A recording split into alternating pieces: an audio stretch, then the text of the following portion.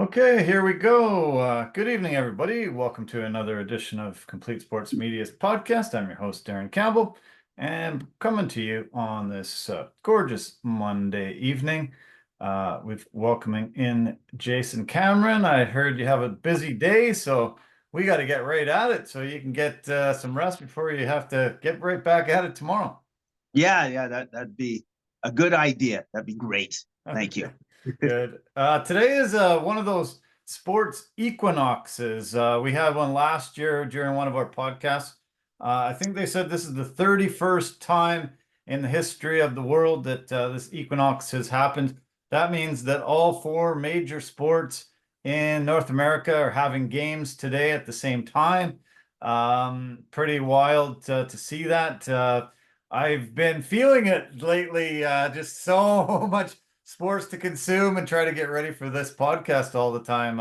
It's unbelievable. We got the World Series going tonight. We got Monday Night Football. We got, I think, 10 games in the NHL, 11 games in basketball. Super busy night. Super busy night. I noticed that just because of the amount of games that were happening today for basketball, where I'm like, oh, man, so many I'd love to see. Can't see any of them. That's still working. Yeah. Yeah, it's pretty crazy these days. Unreal. It's kind of lucky for me not working. I can consume them all and enjoy them, and I can't wait to break down tons of it. I was just watching the World Series. Game 3 goes tonight in the Bronx. Dodgers, fresh off 2 wins in LA, coming down into New York, and they've got a 3-0 lead after 5 innings so far in Game 3. Freddie Freeman, the quasi-Canadian. He's Canadian citizen because his parents were both born here. We talked about him last week, and he tied in Major League Baseball record today, getting a home run in his 5th straight World Series game. He's hit a home run tonight, and that's all 3 of this series.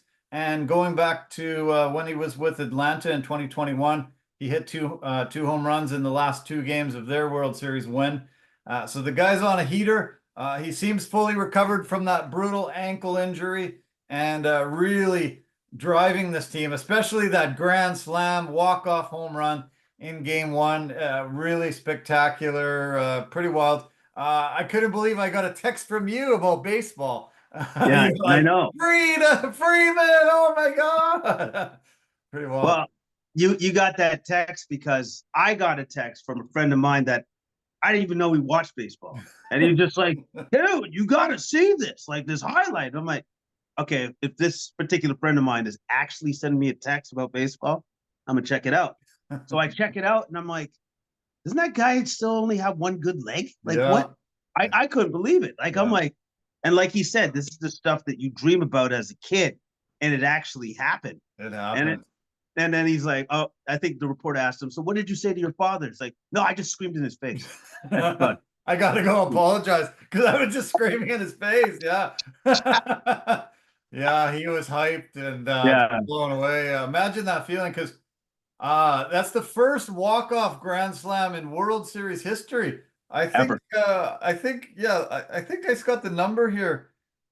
Something like there's been 696 World Series games in the history of baseball, and it's the first walk-off grand slam in World Series history. So, something that is super rare and unbelievable. He's going to remember that for the rest of his life. Probably the biggest home run he's ever going to hit.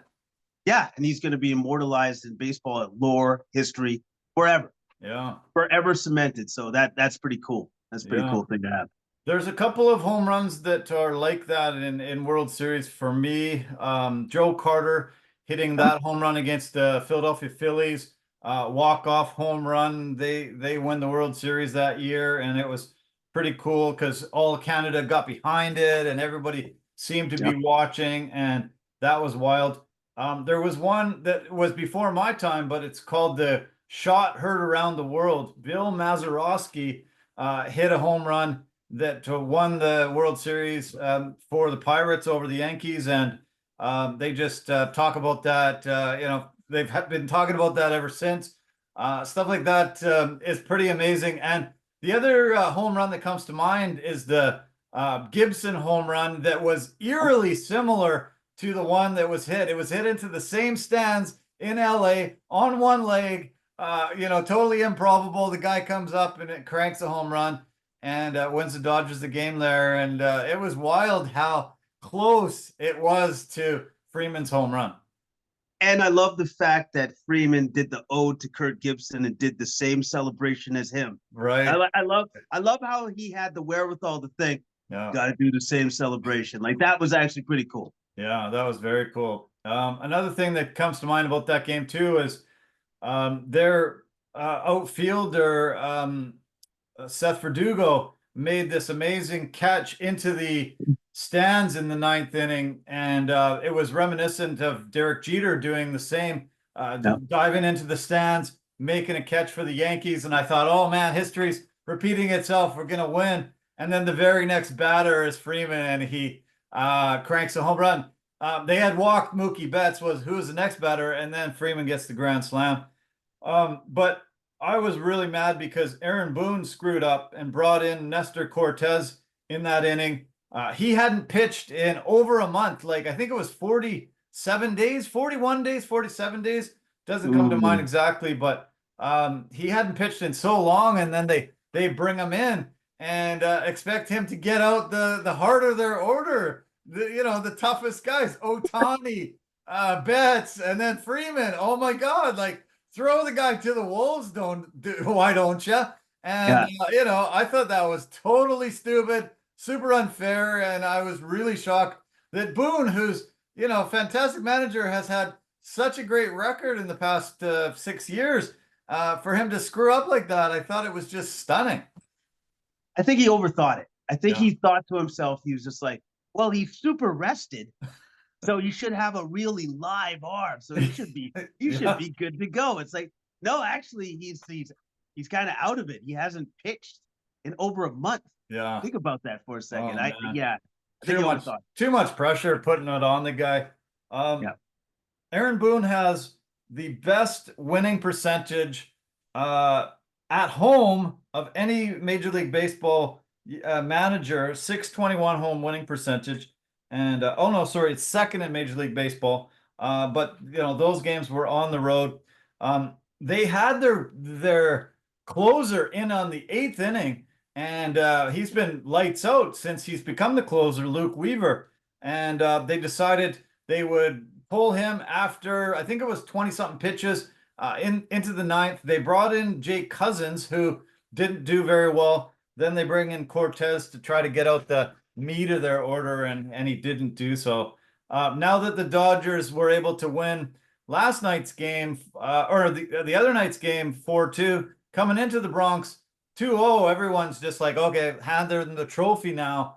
I started looking into the stats of that, and amazingly enough, 10 teams in World Series history have come back from 2-0. The Yankees have done it twice. The Dodgers have done it once, but the Yankees have done it twice in their history and have been able to come back from 2-0 down and been able to take the World Series. So the series isn't over yet. I'm glad to say so. The Dodgers have just scored a run in the top of the sixth inning. They're up 4-0 no. So Yankees better get going. Aaron Judge has been the guy. He's going to be the most valuable player for the Yankees for the American League this year, and he has really struggled, and he's one of the main reasons why they're not able to have a lead in the series or have any wins at all. And somebody pointed out that he was hit in Game 5 in the Cleveland series and has seemed to really struggle ever since. His mechanics are off. He's swinging a upward trajectory. He's chasing a lot of balls down into the dirt, out of the strike zone. He struck out something like 20 times in the last 41 at-bats. Coming into today, he had 5-6 strikeouts in like 9 appearances at the plate. And it's really sad because everyone wanted this series to happen with Shohei and Judge against each other. I really was hoping that both of them would be at their top level against each other. Yeah, like you'd hope that both of them would rise to the occasion, but unfortunately for Judge, Now, is it possible that he could be nursing an injury? Yeah. Oh yeah. Yeah. Definitely. Yeah. That's one possibility. Sure. Also, too, I think he's putting way too much pressure on himself. Yeah. And the other thing, unfortunately, is Shohei got injured, correct? He did. He actually partially separated his shoulder, sliding into second base on a steal attempt. So, so is he out for the he's series? injured. No, he's playing today, but he's he's definitely hurting a bit.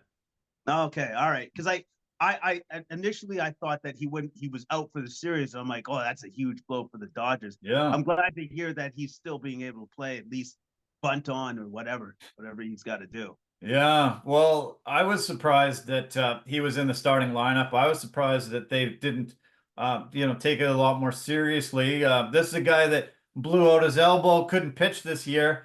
You don't want to ruin a guy that's that $700 million guy you got, and play him when he's injured like this. But I guess they say it was a partial separation, subluxation they call it. And, I guess it's just a little bit painful, but his arm is working fine. So they put him in there. Yeah, I don't think he's got any hits tonight, though. And he didn't really look himself in the at-bats that I watched. Okay, well, maybe he's taking a page out of Freddie Freeman's book. It's like, oh, man, he was super injured. So I think I can just deal with this. Yeah, yeah. Freeman set the example. All the other guys are like, we better suck it up, I guess, and play. Shohei did have a walk earlier in the game and scored on Freddie Freeman's home run. And luckily, he just had to sort of trot around the bases once Freeman's ball left the ballpark. So everybody was happy that's a Dodgers fan about that. But yeah, Freeman's on a heater.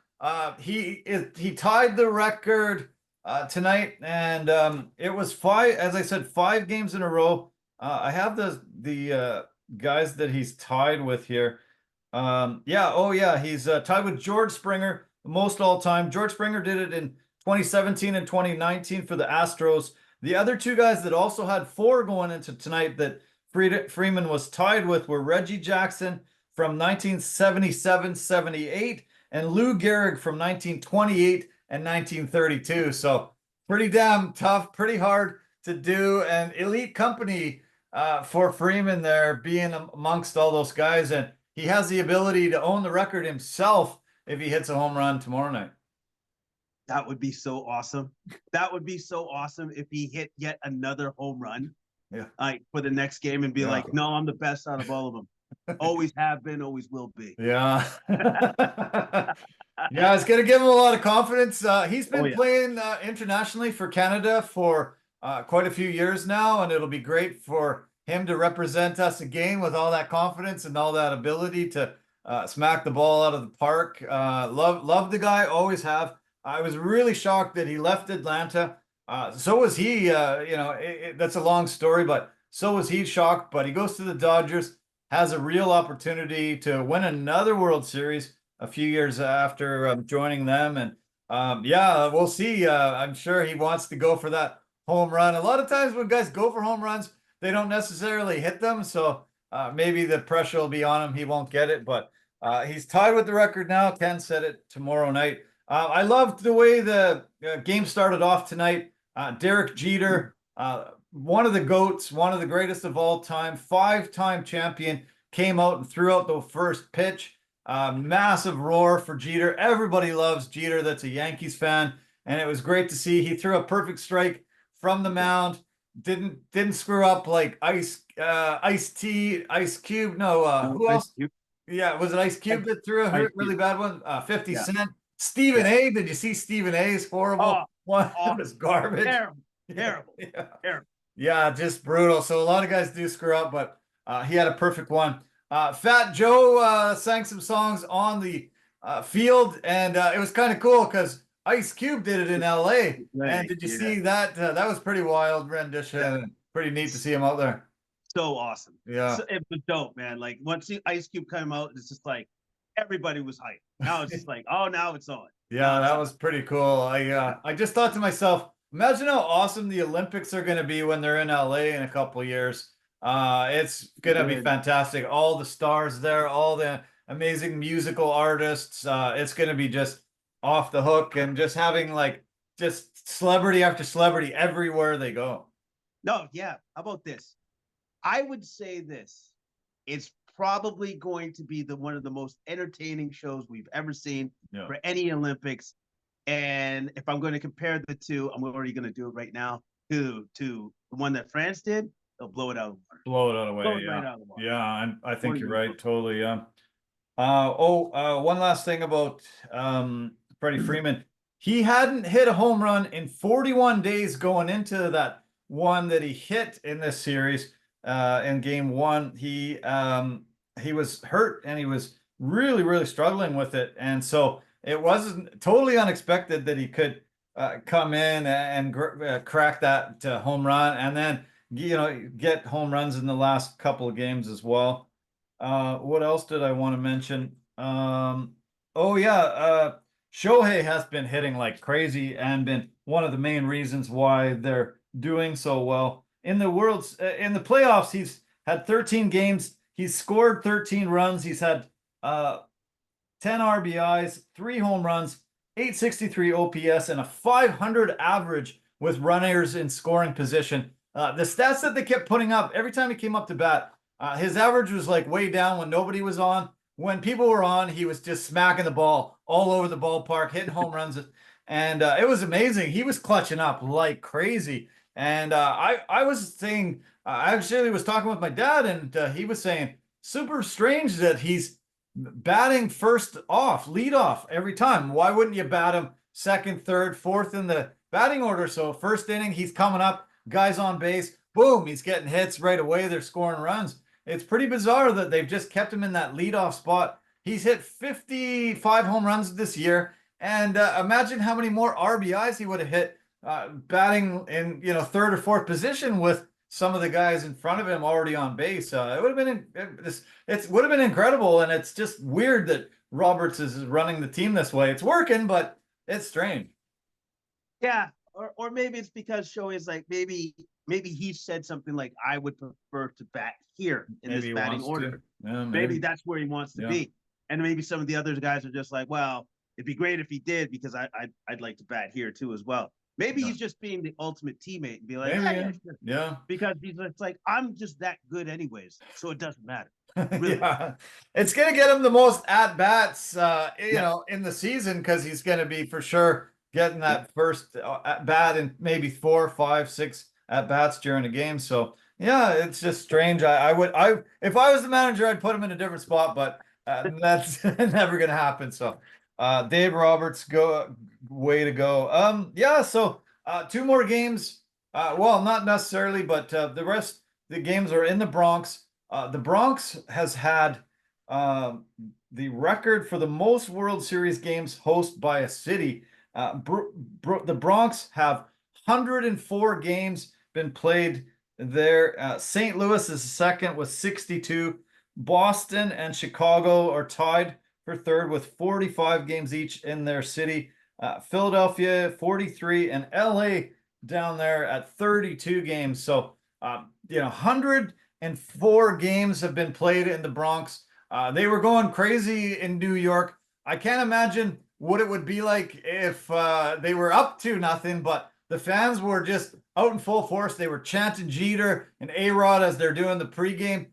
Poppy put his hand up, and then they just started chanting, Poppy sucks, Poppy sucks. And it drowned out. They couldn't even talk to each other because they couldn't hear anything because they were chanting Poppy sucks so much. It was pretty awesome. Great to see the New York fans really coming out and still hating the good old Poppy. Yeah, no, you know what? That's a true Yankee fan. Yeah. True Yankee fan. No, man, you don't get cheered here. You get booed. Yeah, even though you've been retired for a while, you're still always a Red Sox.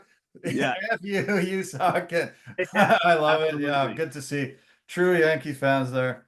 Okay, let's move on to some other playoffs that are happening in North America. We've got the MLS playoffs, and they started over the weekend. There's actually games happening this evening.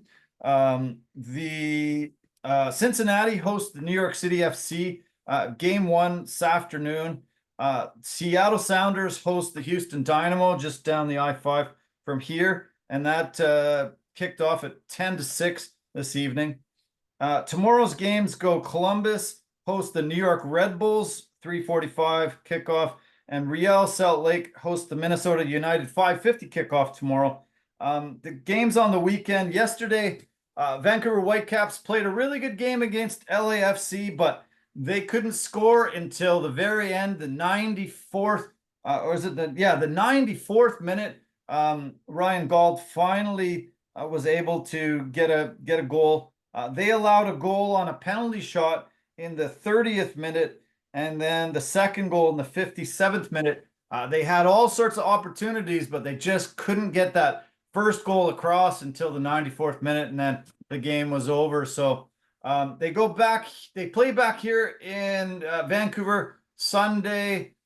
It'll be the second game of this best of three. So hopefully we can get a ton of fans out. I know I've been kind of, ragging on the Whitecaps all year and haven't been positive about them, but they ended up winning 5-0 in that play-in game. Ryan Gauld with a hat trick on last Wednesday to get them into this game, the best game that they had played all year. I couldn't believe all the positive feedback and everybody just commenting on how awesome they looked. And I'm like, okay, they finally looked awesome. Let's hope this can translate into the playoffs.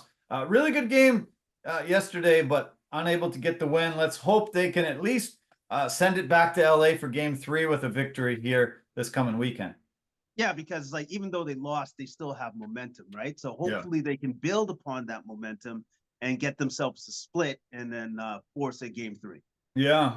I didn't mention why last week the game was in Portland. Actually, Vancouver ended up finishing in 8th and Portland finished in 9th. And the game was supposed to be here. But BC Place was booked out for a motocross championship. And so they ended up just giving the game to Portland.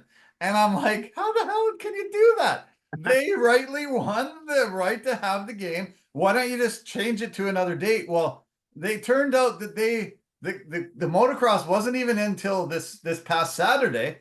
The game was on Wednesday. They were setting up from Wednesday all the way to Saturday for this motocross at BC Place. And they said, no, we can't do anything.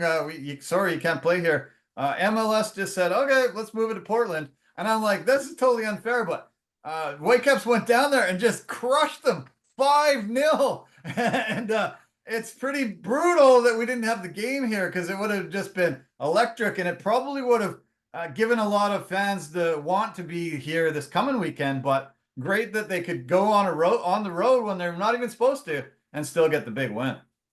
Yeah, that's huge that they got that big win, even though they're not supposed to. But is that a mistake by BC Place by saying, oh, we're pretty sure that you guys are going to make the playoffs this year. Yeah, so exactly. Go ahead and book this motocross, right? Yeah. Wow. That's not cool because, the Whitecaps and the Lions are their two big tenants. And, they should be making sure accommodating them for the most part every time that they can. And just like writing them off. Oh, you guys aren't going to make it. So we'll just schedule everything there. Not cool. I'm sure the Whitecaps ownership was pretty damn mad at the people that run BC Place. Oh, I'm sure they were furious, but at the same time, they're just like, well, you know what? I guess we'll have to make sure that this never, ever happens again. Yeah. So they're probably going to put in some language to make sure that doesn't happen again. Because, if you fight that hard, you earn your spot, and then you just have to give it up because it's like, well, we gave away the date. So, what are you going to do?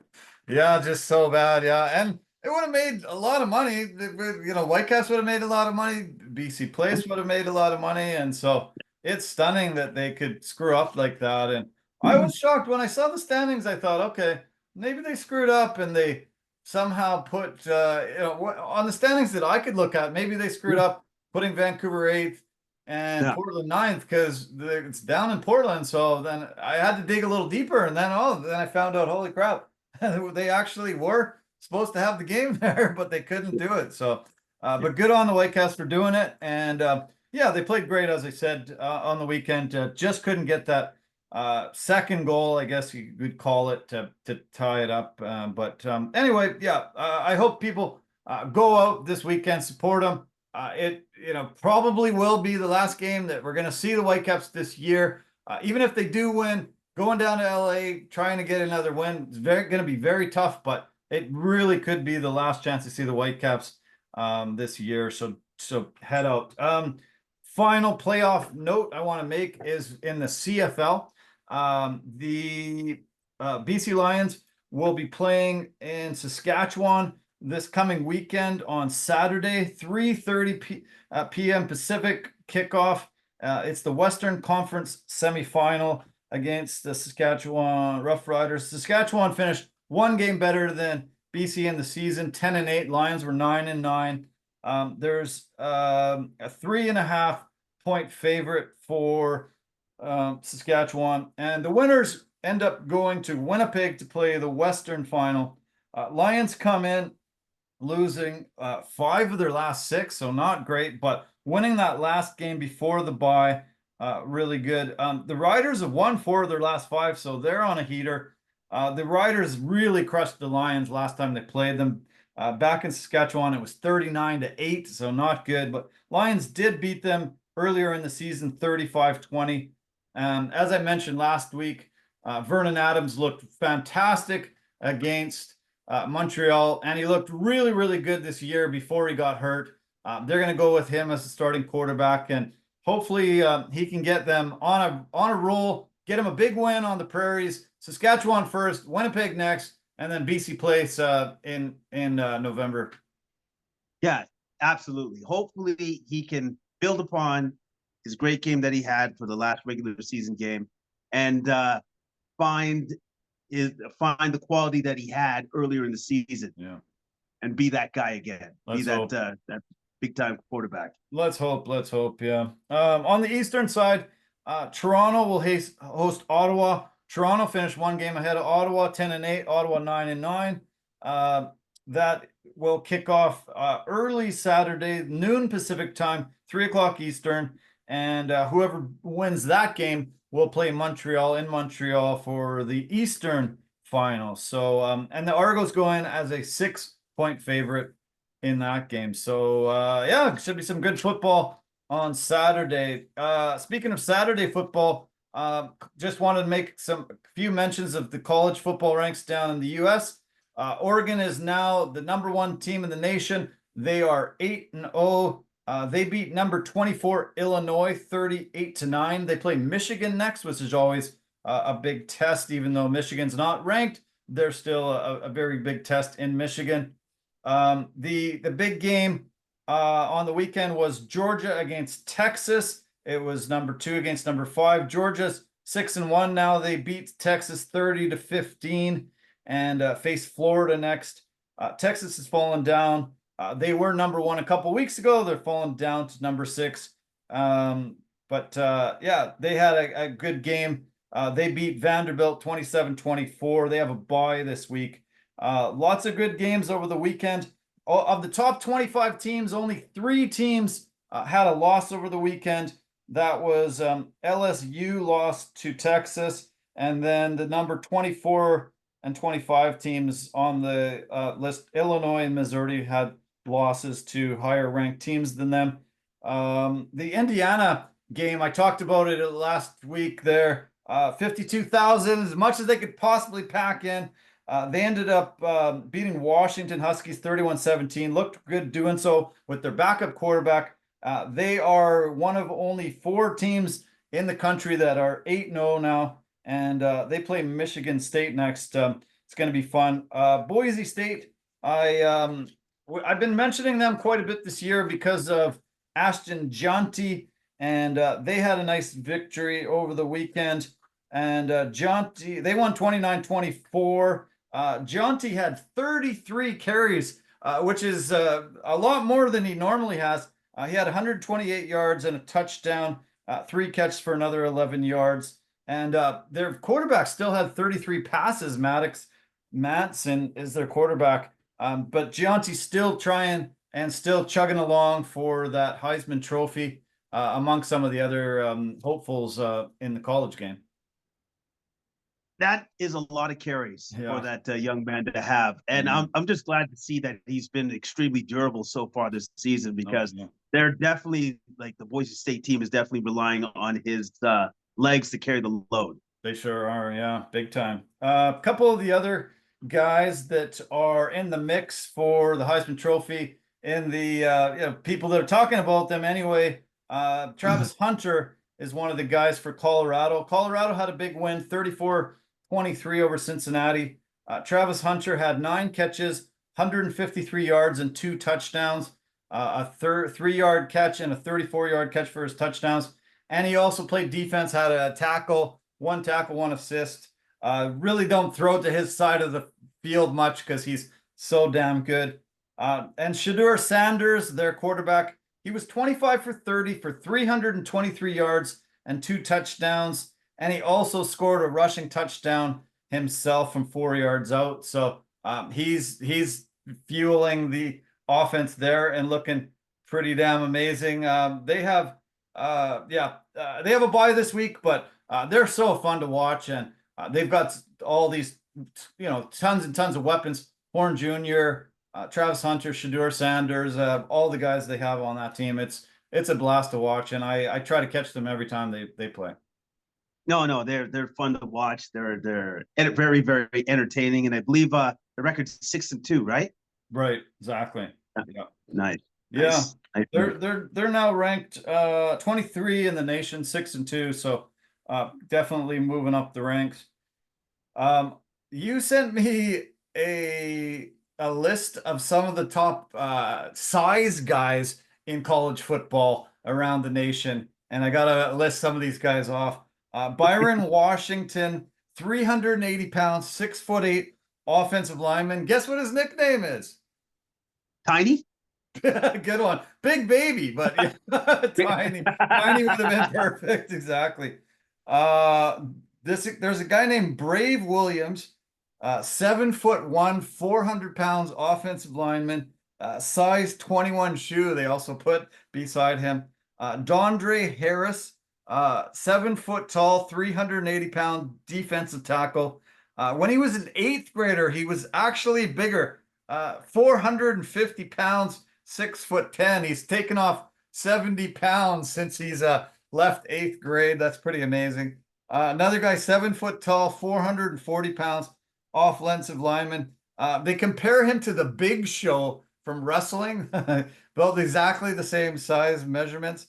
Tony Picardo, 6'4", 400 pounds, running back, and his name is the Big Ton. Oh, wow. Imagine there's a picture of him just heading towards some small, I don't know if the guy's a safety or what he is, but he's about to just crush the guy. Yeah. Imagine having him as the running back.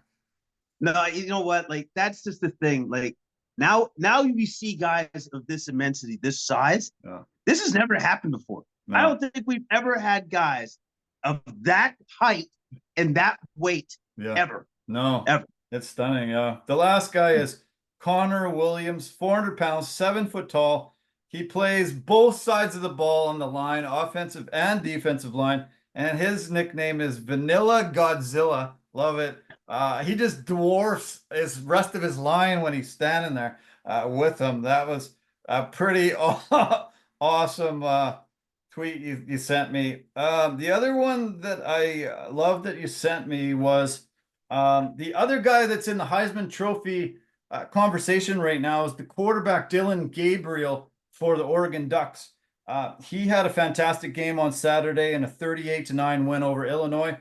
He was 18 for 26 for 291 yards and 3 touchdowns, and rushed in a touchdown himself too. He has now the most career passing touchdowns in FBS history second most, behind Case Keenum. Keenum had 155. Gabriel now has 146, and Kellen Moore, he just passed with 142. So he's definitely in that conversation. Oregon, #1 in the nation. Quarterbacks, you almost always win this trophy. And so definitely Gabriel will be a guy we'll have to keep our attention towards as the season keeps wearing on. Yeah, he's a potential Heisman candidate because one of the quarterbacks had to step up and be one of those, and he seems to be a front runner right now. Yeah, he sure does.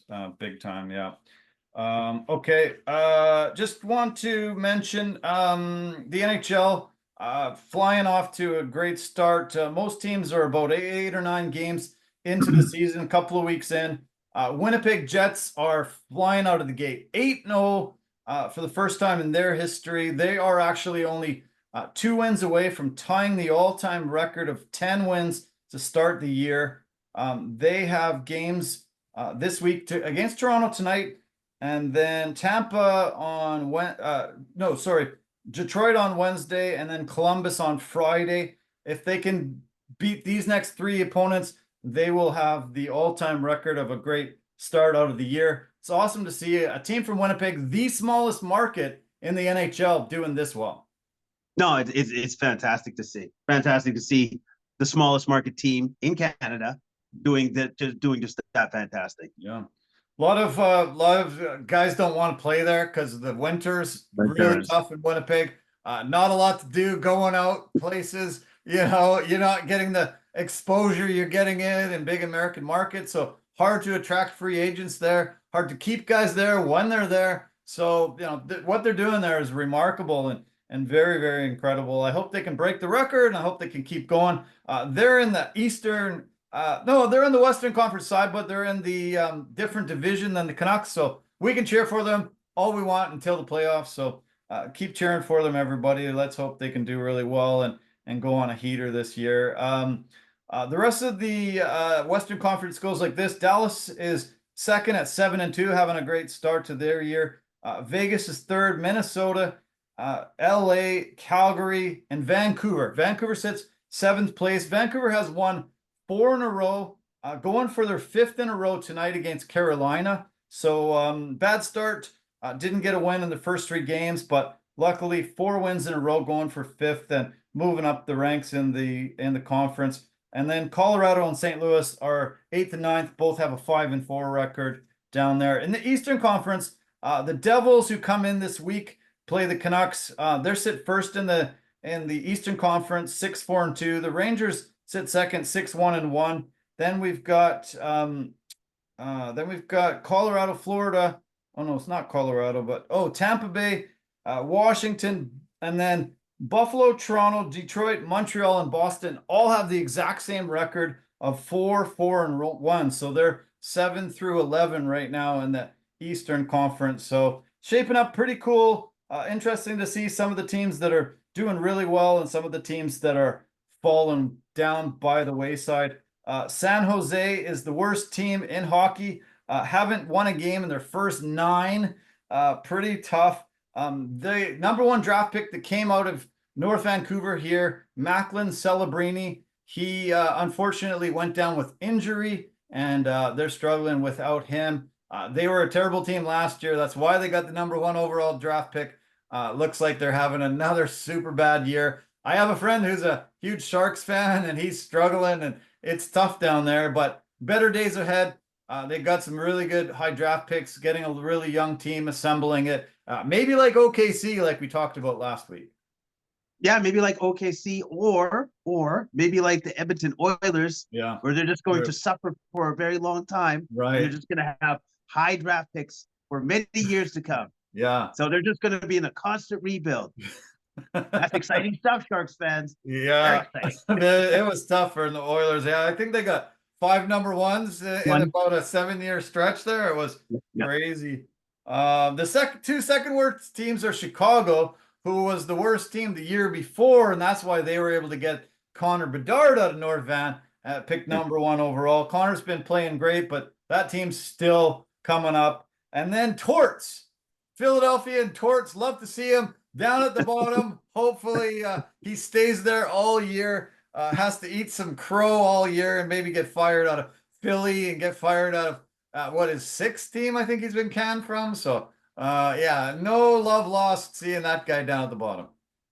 He's eventually going to lose his mind. Like I think he's going to go out with a bang. You know Yeah. what I mean? Like he's gonna go out like Torts would typically go. Like Oh he'll yeah. do something ridiculous and crazy, and then okay, you can go now. He You've got had into a enough of this. scrap last week with one of his players. Just started freaking yelling at him, screaming at him. They just went back and forth, and he was just lost it there. And yeah, he's definitely gonna lose his on reporters, on players, on Yeah. somebody for sure. Yeah, I know that guy's just a fuse already lit, ready to go off.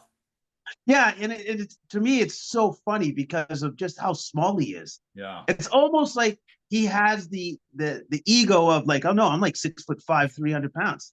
I'd take any of you guys. It's like, no, actually, you're like 5'4", man, Yeah, no. 140.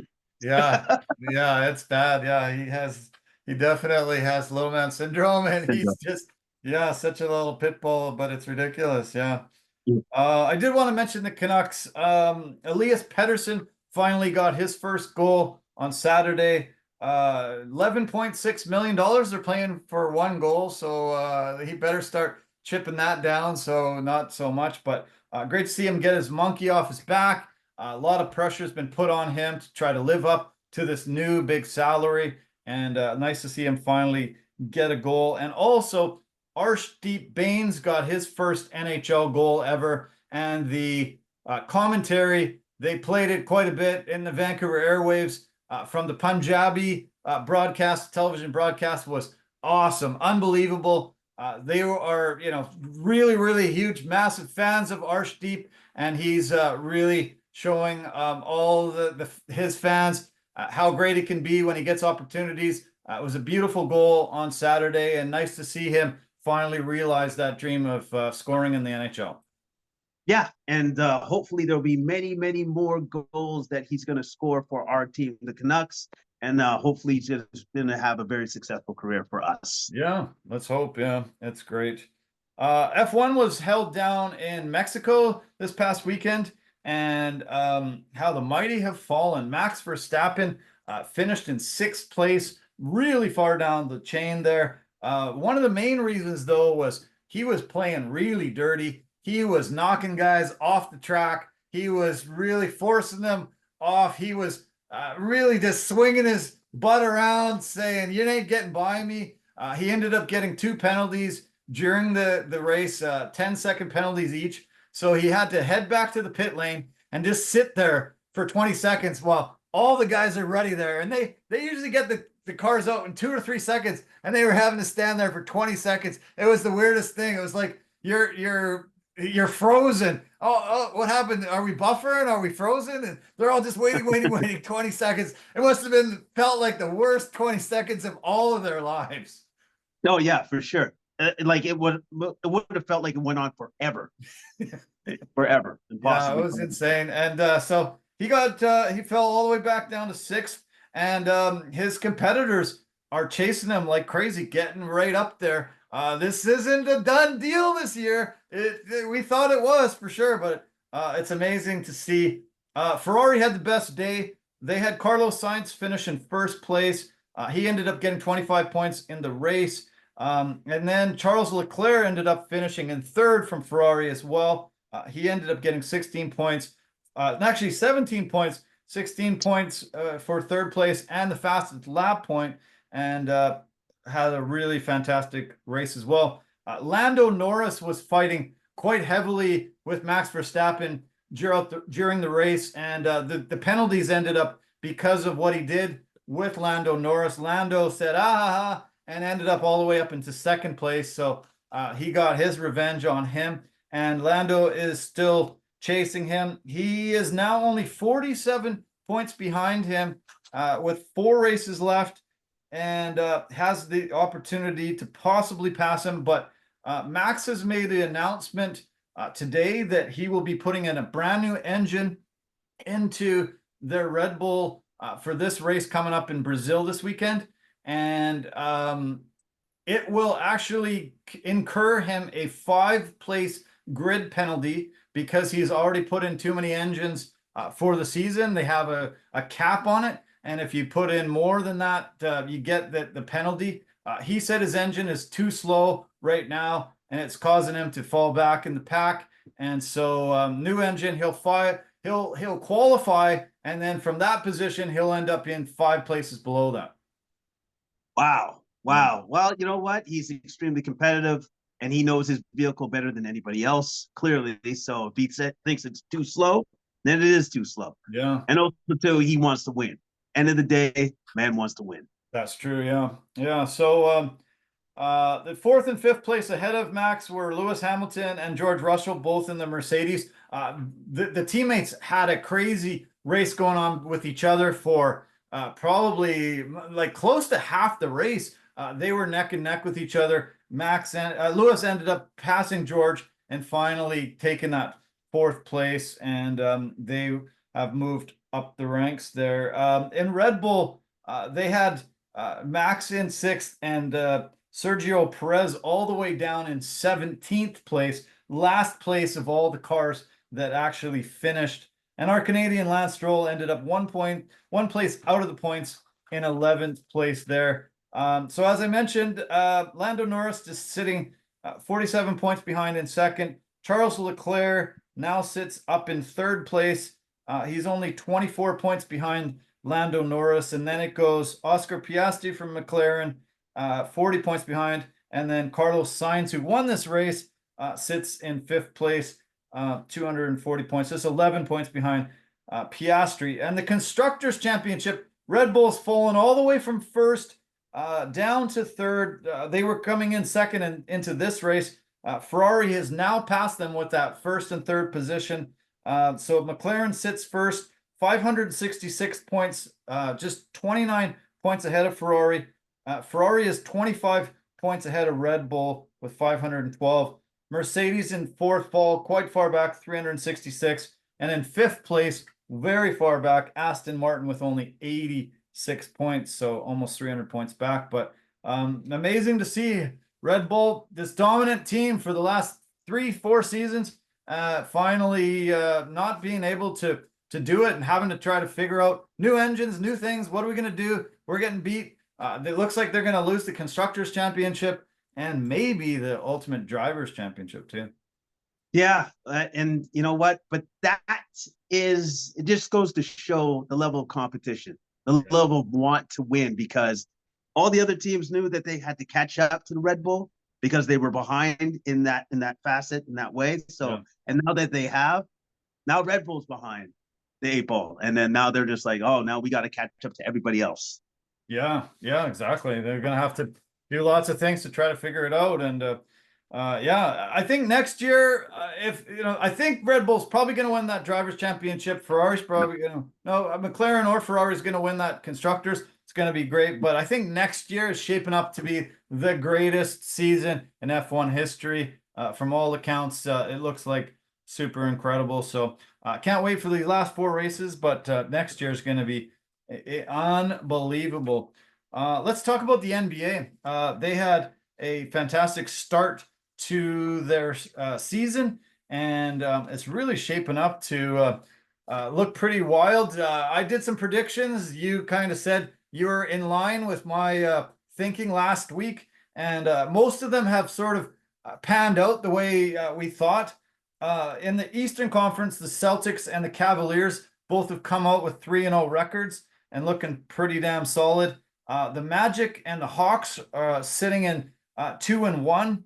The Heat and the Knicks are 1-1, and then there's 7 teams 1-2 in the Eastern Conference. That's the Bucs, Raptors, Bulls, Nets, Hornets, Sixers, and Pacers. Pretty crazy to see some of the teams in there. And then these teams we expected to be at the bottom. The Wizards are 0-2, and the Pistons are in last at 0-3 and looking pretty ugly. Are you surprised at how anybody's come out of the gate? Is this kind of looking like how it was shaping up for you? No, it's definitely looking like how I imagined it would be. That the Celtics would be at the top, and let's just be honest there, the Celtics are going to be at the top for the rest of the season. That's where they're going to end. Period. They're going to be number 1. Yes. And I think the Cavs, I think the Cavs are going to be in the top 5, top 6 for sure, because their team is great. They got a great team. They got a good nucleus. They managed to re-sign Mitchell, and The other team that I really enjoyed watching was the Orlando Magic. I think Boncaro is going to take a step forward. I think Franz Wagner is going to figure out his three-point shot this year, and they just have a fantastic young nucleus of players. Yeah, I think if any team out of the East is going to take a step, watch out for the Orlando Magic. I think it's going to be them. Yeah, those Wagner boys are pretty awesome there, and they've got a really good, fun team to watch. Yeah. Okay, the two teams that, or actually three teams that I'm really surprised that aren't doing well are Philly, but that's because no Embiid, no PG-13. Embiid came out of the Olympics and he said, okay, I'm dropping weight. I'm going to finally work out. I'm going to get this together, but I'm not going to play back-to-backs, but I'm going to be there. And he's suddenly not there. Both have knee injuries, supposedly. And Tyrese Maxey is taking on the most incredible load I've seen a guy take on. He's had the most shots, the most minutes, the most everything. He's just out there all the time trying to do it all. He's not shooting very well. He's scoring a lot of points, but his percentage is pretty low, and he's trying to do so much. He's shooting, jacking up 29 shots a game, and it's crazy. It's taken him that to get 31 points per game, but this team is ugly, and I think it's going to be ugly there all year, just kind of like that Ben Simmons year that Philly had, where you just never knew if Embiid was going to be there. You knew Simmons was going to be in and out, and it was kind of a mess. You know what? Like the whole Embiid just coming out and saying, "Yeah, back-to-backs are done for me." Yeah, and then you have on the same in the same sentence, you have LeBron James saying, "Well, I plan to just play for 82 games." All 82. Yeah, and he's like, "Oh, okay, so what's going on here?" He's like, Embiid, you're not 39, 40 years old, right? No. Like if you're of that age, I would understand that a little bit more. Yeah. But my goodness, that dude is 22 years in. He's like, no, I'm going to play all 82. I want to play all 82. Yeah. Like just, yeah, man. Like I don't know. Like hopefully PG comes back from his injury sooner than later.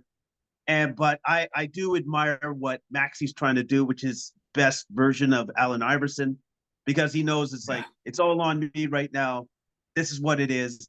They had a big win against the Pacers, mostly because Halliburton just threw away that game, to be honest with you. Yeah. What's wrong with him right now? He can't score at all. He can't score. Like his shot is gone. I don't know what's happened to it, but it just evaded him over the summer. He's playing terrible right now. No, he's not playing very well. And also too, in that game against the 76ers, at the end of the game, he got stripped by the center, Andre Drummond. That's why it went to overtime. Yeah. And then he had a chance to go put in a double overtime, and he missed the free throw. Missed the shot. Yeah. Oh man. Yeah, he looks. It's not looking good. That was a brutal loss to the Sixers. Brutal loss. Unbelievable. They should have won that game. Oh yeah. Honestly, they should have won that game. Mm-hmm. Yeah. The other team that I'm a bit surprised at, I did say, this caveat, but Milwaukee, they lost to Brooklyn and Chicago, both teams that are expected not be very good at all. We talked a lot about Giannis and Dame, but they're not getting a ton. Bobby Portis has been playing okay. Brook Lopez is playing good, but defensively, this team looks terrible. Drew Holiday, losing him was a massive deal, but man, are they brutal right now. They're 23rd in defensive rating, and they're not even stopping teams that are supposed to be at the bottom of the league this year. Really tough start. Bad week. Yeah, bad week. It's to me, it's funny because they took the offense over the defense. Yeah. Right? When you took in Damian Lillard, you're like, the offense should offset the defense that they're going to lose. Actually, no. That's not what's happening whatsoever. No. Drew Holiday was the connective tissue to that team for their defense. He literally set the table. Big time. So, and that's how important he was. And now we're seeing it. It's like, yes, you can score more points, but you have no defense.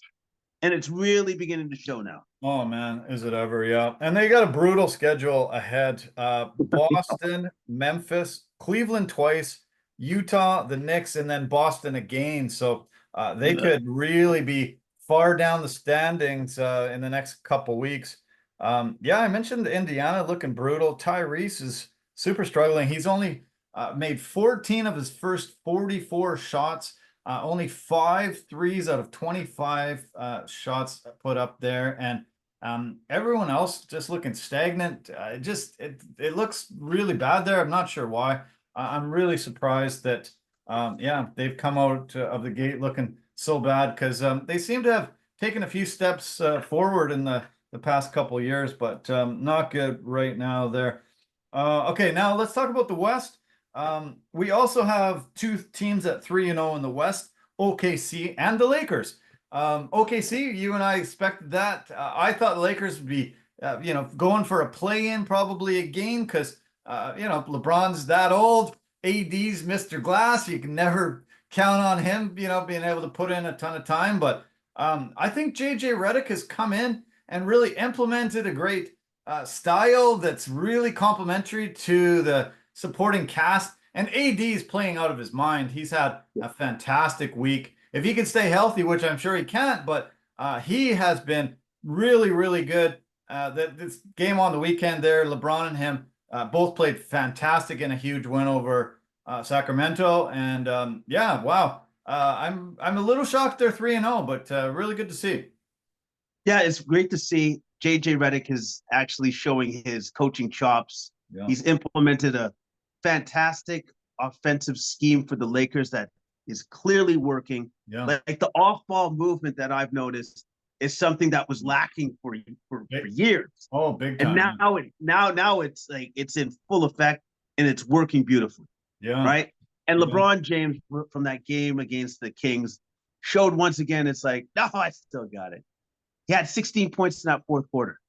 Right. Yeah. 16 points. Like, it's just like, oh, and a triple double, by the way. I think he's now top 5 in triple doubles or something like that, because, well, that's just what LeBron does. Yeah.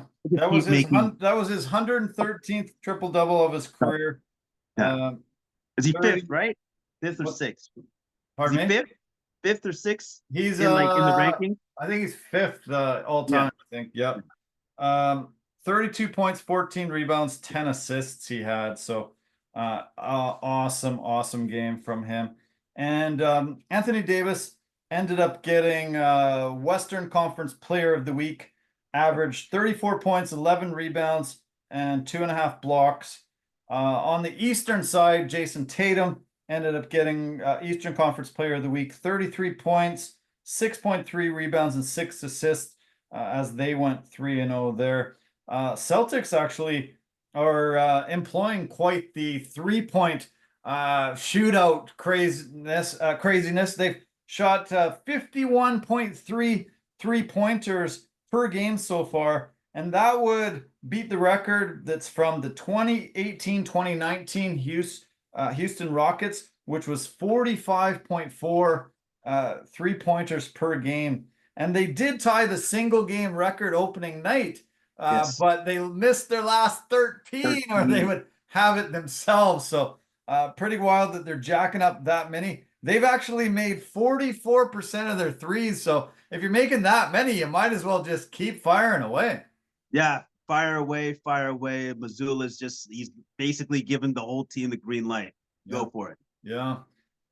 They're first in the offense, 15th in defense, but net 4th overall in the NBA. And you mentioned Missoula. I found out recently that he practices jiu-jitsu and is pretty damn fantastic at that, and has tried to convince a lot of the players that they should employ that in the off season because he thinks it's one of the greatest conditioning workouts that's on the planet, and he fully recommends it.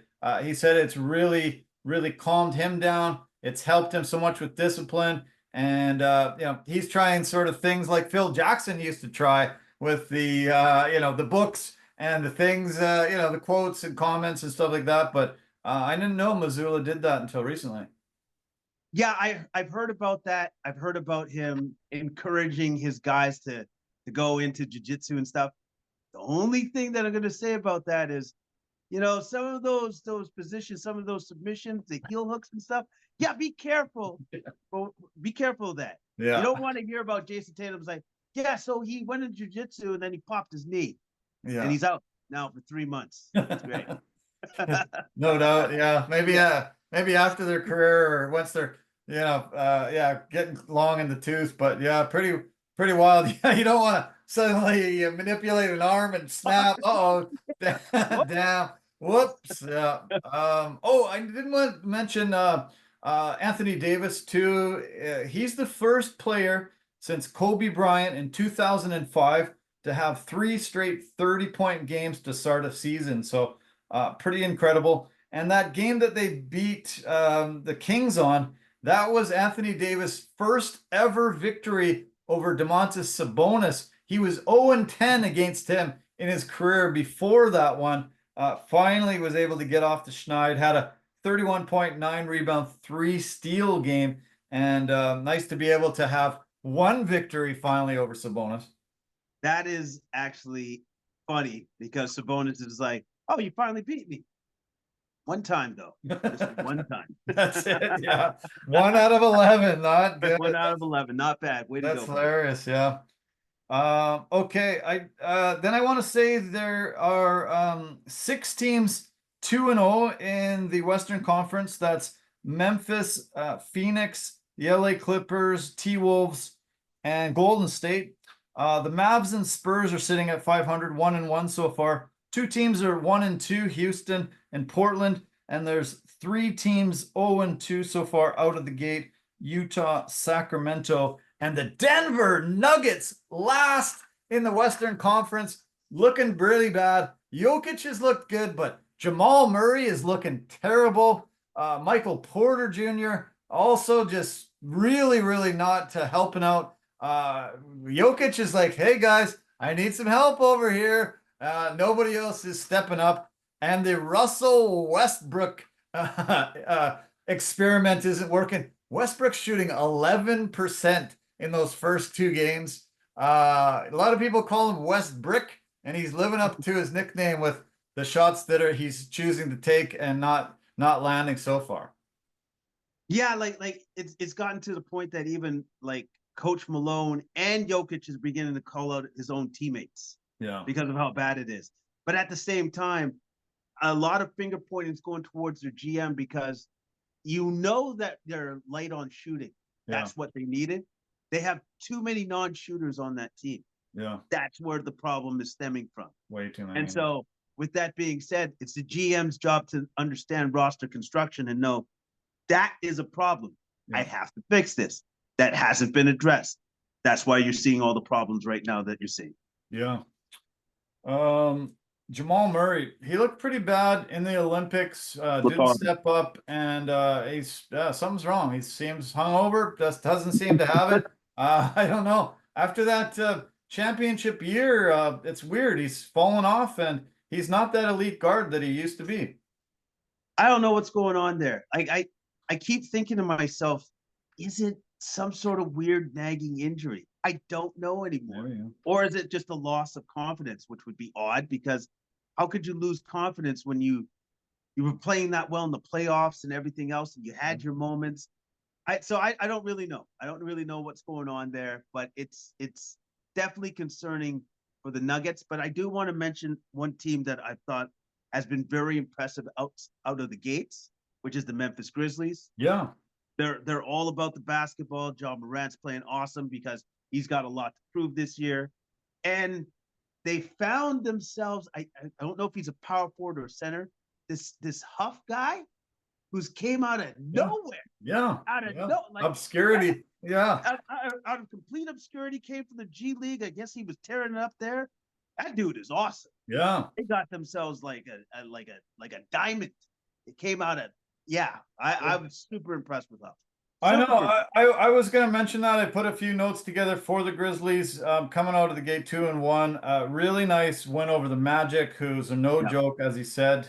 They beat them 124-111. I really liked what they did. As long as just staying away from guns, he's back in there and finally showing that he can be the difference maker. They had 38 assists last night, and distributing the ball better than I've seen them in years. Really, really good. The only thing that I'm a little bit disappointed in is they don't seem to be utilizing Zach Edey a ton, and he's consensus rookie of the year, and a guy that I think can really make a big difference when he's been on the court. He has done pretty good, I thought, and contributing. But they're putting him. They're trying to bring the other centers out to the 3-point line. He did sink a 3-pointer the other night, but I think with his size, you want him in the paint. They've only given him 3 touches so far in the paint. From a guy that's that big, what the heck? It doesn't seem very smart and not utilizing the guy very well. Yeah, like I'm looking at it like he should be doing a lot more rim running. Yeah. Screening and then doing the off-ball action and going towards the rim hard. Yeah. Because I've seen it already where Jaw has been able to throw up the lob, easy dunks. Yeah. Like just the easy points. Like that's what he's there for. He can do that. And then also too, put him up on the block every once in a while and let him go to work. Yeah. Let him go to work. Let him go to work. Yeah. He's got big size. Like he's not going to be, he's going to be able to move guys with his sheer bulk. He's a big dude. He only played 13 minutes last night, just 7 points and 1 rebound. He had his most minutes against Houston, 23 minutes, 13 points, 9 boards in 23 minutes. That's fantastic numbers. The game against Utah, he only played 15 minutes, 5 points, 5 boards. They did use 11 players that night, and I noticed a lot of teams in those first couple games used almost their entire bench, had even 12 a lot of times, guys, but it's kind of bizarre that they're not using him well yet, but let's hope they do. I love seeing them in their old Vancouver Grizzlies jerseys yesterday. Kind of warms my heart. I was at every home game for the Grizzlies in their history, and nice to see. It's a little sad that it's there, but it's nice that they're still harking back to their actual heritage of where the team came from. Yeah, like I was actually kind of surprised, to be honest with you. I thought that they would mothball those forever because I thought the owners like, no, I never want to revisit that. That's part of my dark history, so no. But I thought it was pretty cool. I thought it was cool that they brought him out and I could, have that nostalgia where I'm like, I remember that. I remember the mid-90s. Yeah. I remember watching that team play and stuff. So it was cool. It was cool. It was very cool.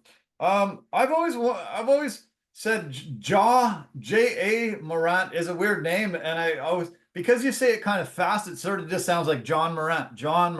And I always wondered, that's kind of a weird name. And most guys from his area, they're not just the 2-letter name, but actually that isn't his first name. Do you know what his real first name is?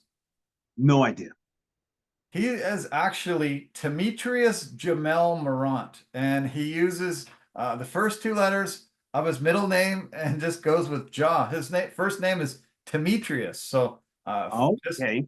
Never knew that. Just found that out actually. I think maybe yesterday. Yeah, kind of bizarre.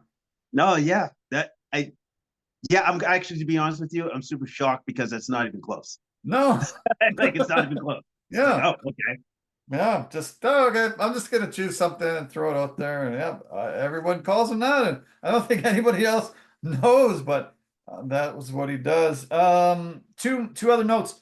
Kevin Durant just hit 29,000 points, the 8th player in history to reach that number. He's only 36, so still can possibly get past a few other guys.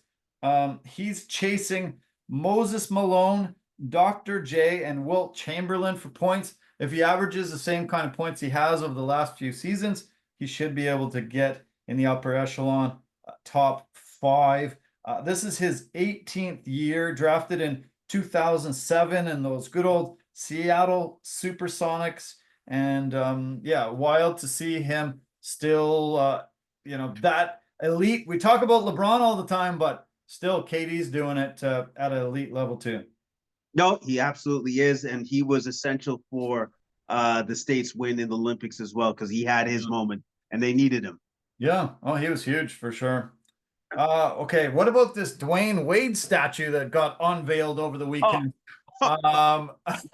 They didn't use the goat of statues. I don't know who the goat of making statues is, but they used the 6th, 7th, 8th, 20th guy. I don't know, but this does not look like Dwayne Wade. I actually wondered if it looked like Udonis Haslem. Maybe they switched the picture. There's been a few other names thrown out there as possibilities. Did you Antoine hear Walker, Antoine Walker? You hear that? Sam Cassell. Yeah, you know. Yeah. Like, how brutal is that? Like that's supposed to live forever in front of their arena as a monument to one of the greatest players to ever lace them up. And it doesn't even look like the guy. It's so ridiculous. So weird. Like even like the pose that the statue is taking, like I'm just like, what is that? Like what is that? Like honestly, I'm looking at it thinking to myself, who signed off on this? Oh yeah, because they had to have seen the statue first, and who said, you know what? Perfect. Exactly what we're looking for. Are you out of your mind? Unreal, hey?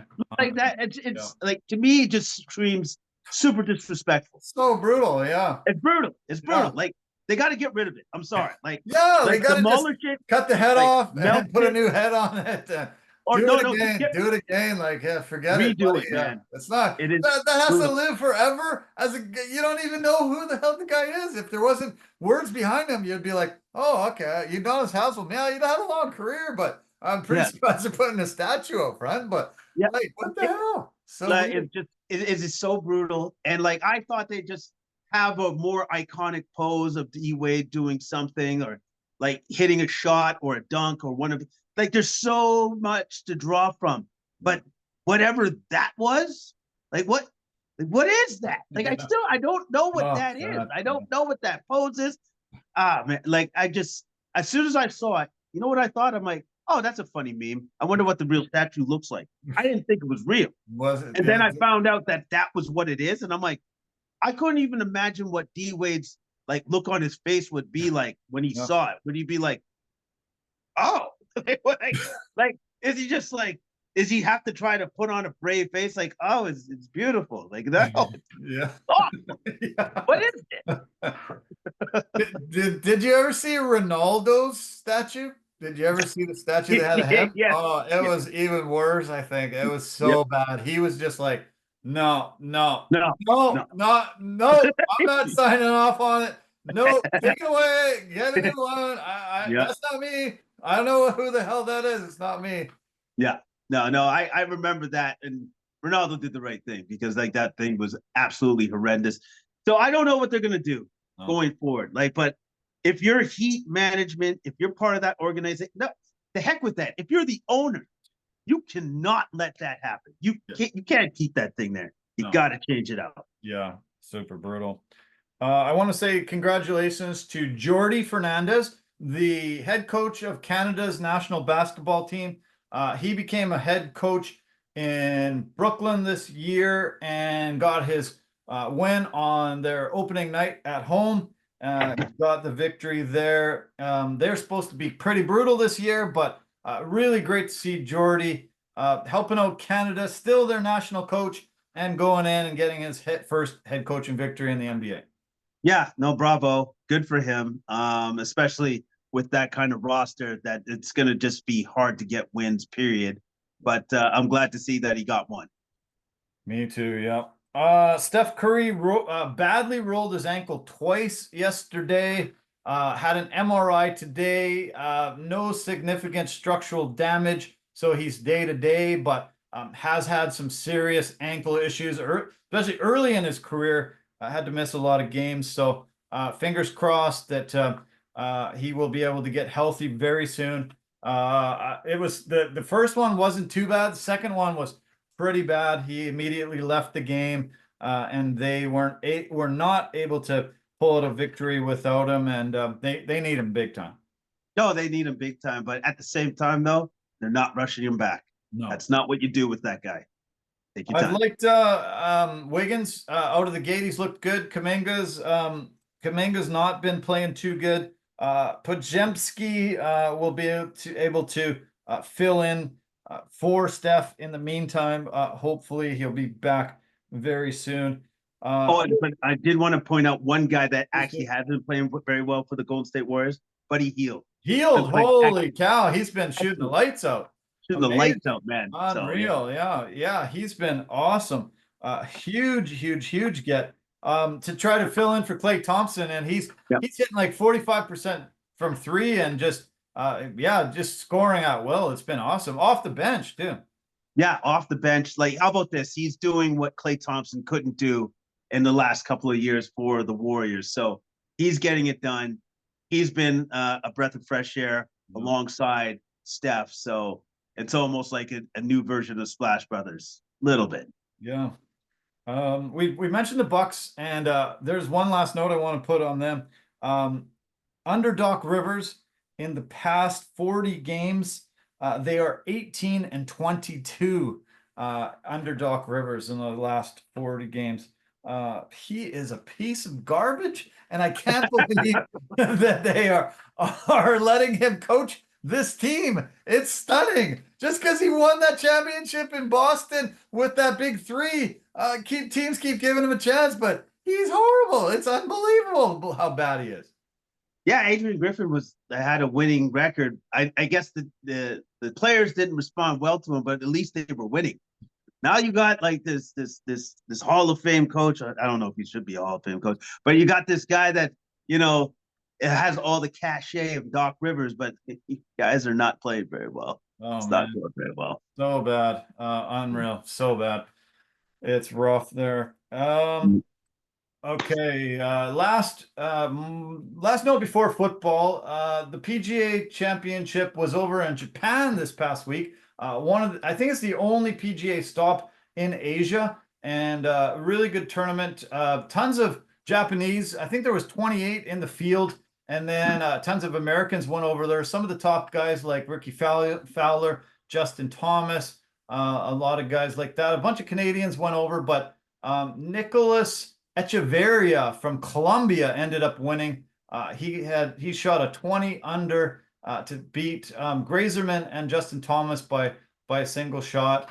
And man, pretty awesome looking course over there. It was beautiful, fun to watch.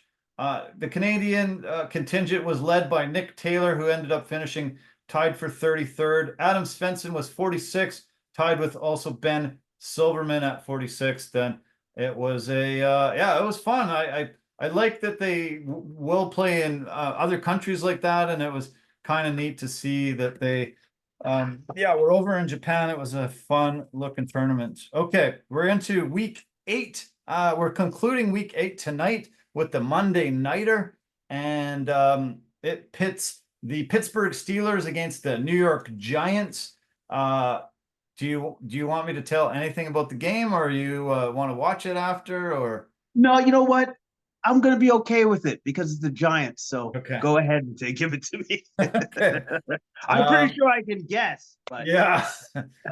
Pittsburgh's winning 26-18. It was a snooze, kind of a snoozer in the first half, surprisingly enough. No, it was 9-9 with 3 field goals each guy in the first half. There was some touchdowns thrown, 2 by Russ and 1 by Daniel Jones to Neighbors. All 3 of them called back from penalties. Nice. They ended up leading to field goals. It was very frustrating, but in the third quarter, Calvin Austin had a 73-yard punt return for a touchdown to give Pittsburgh the 16-9 lead. Then Calvin Austin caught a pass from Russell Wilson to get a 29-yard touchdown to go up 23-9. Tyrone Tracy got a touchdown on a 45-yard run to bring the lead to 23-15. They've traded field goals back and forth, and it's 26-18. So it's only a 1-score game, but there is only a little less than 2 minutes to play. The Giants have the ball 2nd and 1 on the New York 16-yard line. Daniel Jones is, I believe, 2-17 in his last 19 primetime games. He's something like 1-11, I think it is, on Monday nighters. And Russell is pretty good in Monday night in primetime games. 11, I think he's 11-5 in Monday nighters. So I would bet on Pittsburgh being able to shut New York down and winning this game in the last couple minutes. Yeah, I'm going to be honest. The score is a little bit closer than I thought it was going to be, for sure. Yeah. Like I thought it would be like 26-3 or 6. Yeah. Something closer to that. I think New York had something like 21 straight drives this season without a touchdown. And Nice. Just looking brutal year or week after week after week. It's the longest streak in the NFL not being able to score a touchdown on that many drives. So, okay, as always, we start with the NFC East, and we'll talk about the Washington Commanders, who still sit first off in the league in the division. I mean, 6-3 with an 18-15 victory that should have been a defeat. That was one of the most craziest finishes you're ever going to see. I had to text you. I had to text everybody that I know that watches football and ask them if they just saw what I saw. I was watching it live, and I couldn't believe that they gave him that opportunity. And Tyreek Stevenson decided to just bat the ball perfectly to Noah Brown in the end zone and gave the victory.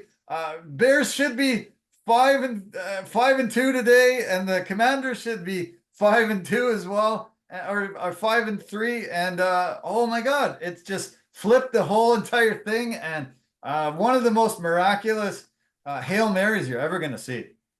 And the legend of Jaden Daniels continues to grow. Yeah, it just continues to grow. When you said that, I was just like, oh, okay. So I'm gonna have to watch the highlights. Have you ever heard a stadium erupt like that? Oh no, man. Just like the sound was deafening. Yeah, deafening. Was awesome. Yeah, it was awesome. Yeah, it's awesome, man. The announcer ended up saying, "This city is going insane." The stands would have been so fun to be in and look around at people, because people were just going off. Like, that was, I just saw that live. Can you believe it? We won. And that was a 65-yard heave. It was like going to be either a little bit shorter, right on the goal line. Yeah. And he just heaved it. And he ran around for 13 seconds, eluded any tacklers to try to give them enough time.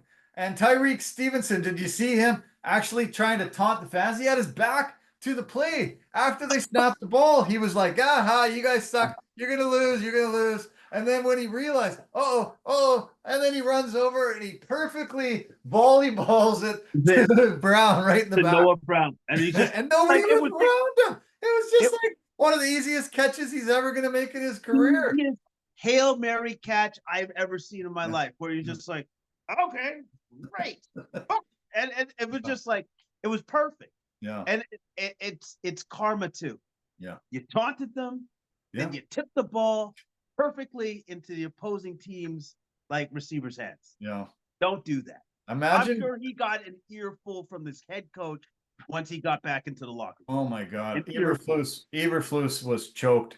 He said, we practice that all the time. And obviously we didn't do what we practiced, because that's not how we're supposed to run that play. And imagine what he's going to go through tomorrow in game film. They're going to just rip him apart. His teammates are going to be all super choked, especially if you can actually catch him looking out, giving that to the fans after they snap the ball, He's still facing the wrong way. It was just unreal. And, we're seeing things that happen from these young athletes that, never would happen back in the day. I guarantee it. And this is going to go down in history. People are going to show that highlight for 20, 30, 40 years into the future, man. Well, you know what? It's a good thing that Brady wasn't on that broadcast, because Brady's like, I'll tell you one thing, that's not the Patriot way. That's not the way we would have done it. No doubt. Yeah, no doubt. He would have eviscerated him. Yeah. Saying, Well, that's not winning football. That's not going to win you a Super Bowl. I saw Belichick on McAfee today, and that's exactly what Belichick said. That is not the Patriot way. Yeah. That would have not flown when I was there. Exactly, right? Yeah. Like all the things that you could have imagined that they would have said about him, which is just like, well, I kind of understand what I'm talking about. If I'm Tom Brady, it's like, I got 7 Super Bowl rings. That's not how you play it. That's not what you do. That's not what you do. No, exactly. Oh man, crazy. This was the first matchup between Chicago and Washington when the two teams both have winning records since 1991. So there's been some tough times with both teams. Both teams are still, with a winning record, but the Bears had their 3-game win streak snapped. The Commanders 6-3 and really rolling along. The Jaden Daniels, you said it. This was kind of wild because this was the top 2 draft picks from this past year's draft. Caleb Williams against Jaden Daniels. Caleb has looked good lately.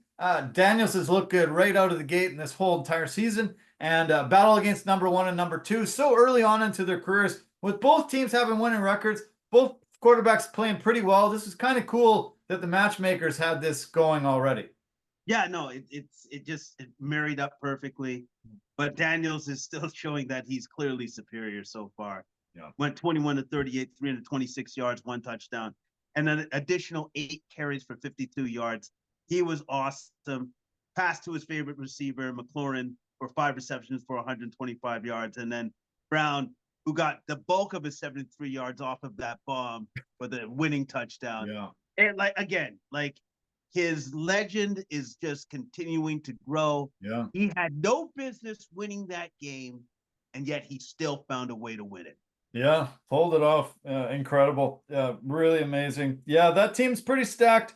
I like Scary Terry. He's an awesome receiver. I like Zach Ertz, great tight end. They have there. Brian Robinson is good from the backfield. And then Austin Siebert had a great game, 4 out of 5 for field goals, and they were able to win. Caleb Williams, this was, I think, one of the worst games he's played all year. He was only 10 for 24 for 131 yards, no touchdowns. He did have 41 yards on the ground, but their top guy was DeAndre Swift, who had 129 yards on the ground with a touchdown. His touchdown was a 56-yard run. He's got a lot of weapons there, but most of them had fairly slow games. They got a touchdown from Roschon Johnson as well as Swift, and Cole Kmet ended up getting the 2-point convert for them. But yeah, it was a loss. It shouldn't have been, but it is, and it falls them down their division down to the bottom.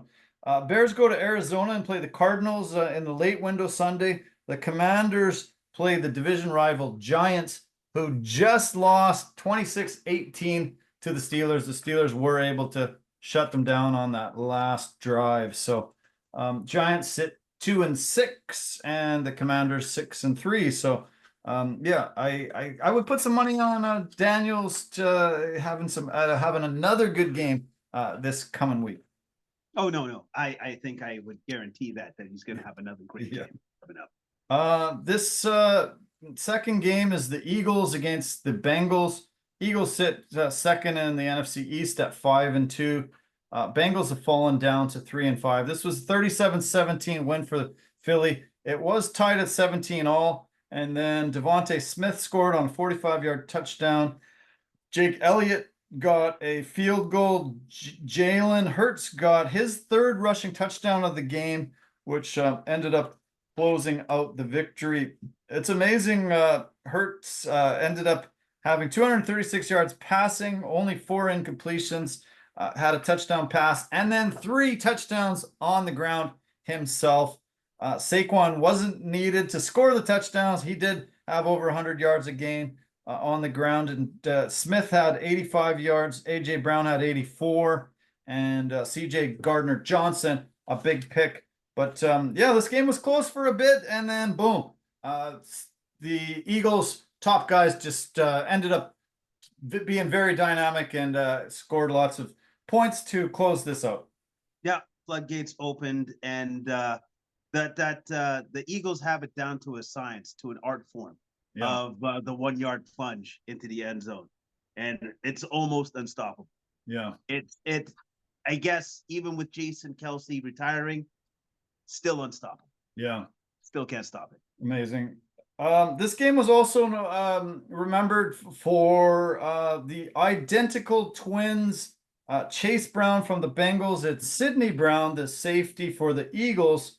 They played against each other for the first time. These are two Canadians from London, Ontario, and pretty wild that they were able to finally realize a dream. They both played in college together. Opposite sides of the football, both got drafted in later rounds and have both come in and made their mark on the NFL and got to finally have an opportunity to play against each other. Which, super cool. They're identical twins, right? Identical, yeah. Yeah, no, it was very cool to see. Very cool to see, again, the Canadian representation and the fact that it's super unique with them being identical twins, and awesome. Yeah, very amazing. Okay, sticking with the NFC East, let's talk about those Cowboys. They ended up getting beat 30-24 last night in the Sunday nighter. Very old rivalry renewed. These teams have had tons of success and have played a lot of big games against each other over the years. These are the NFC's two most successful franchises. Both have made it to 8 Super Bowls and won 5 for each. And they won 10 of the first 30 Super Bowls between the two franchises. And they've had 0 Super Bowl wins in the last 28 years. Pretty wild. You still consider them elite franchises, but have not had success that they had earlier on in their franchise history. Yeah, and then that's just the way it goes sometimes. But they've always been right up there in their conference, in the rankings for the most part. And but you know what? Going into this game, I just had a feeling the Cowboys weren't going to win it. Yeah, I really did. Yeah, I think they're I just thought they're making too many mistakes. They just don't have they just don't have the talent they need. And I thought the 49ers are going to be able to pull this out. 49ers, as I said, they won 30-24. 49ers are now 4-4. Cowboys slipped back to 3-4. The 49ers had 2 out of the last 3 years. They started 3-4 on the season.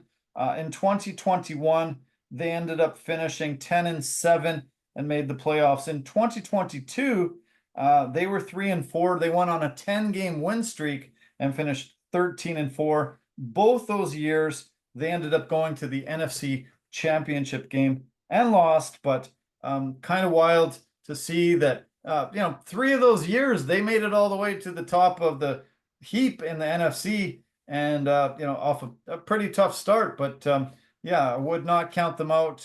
They've got probably McCaffrey coming back after their bye week. A lot more guys are getting healthy. Pearsall's finally getting his opportunity after recovering from the gunshot. And I think this team will just start rolling into shape halfway through the year and have a really good second half. And Brock Purdy's still doing his thing. Like he played great in that game.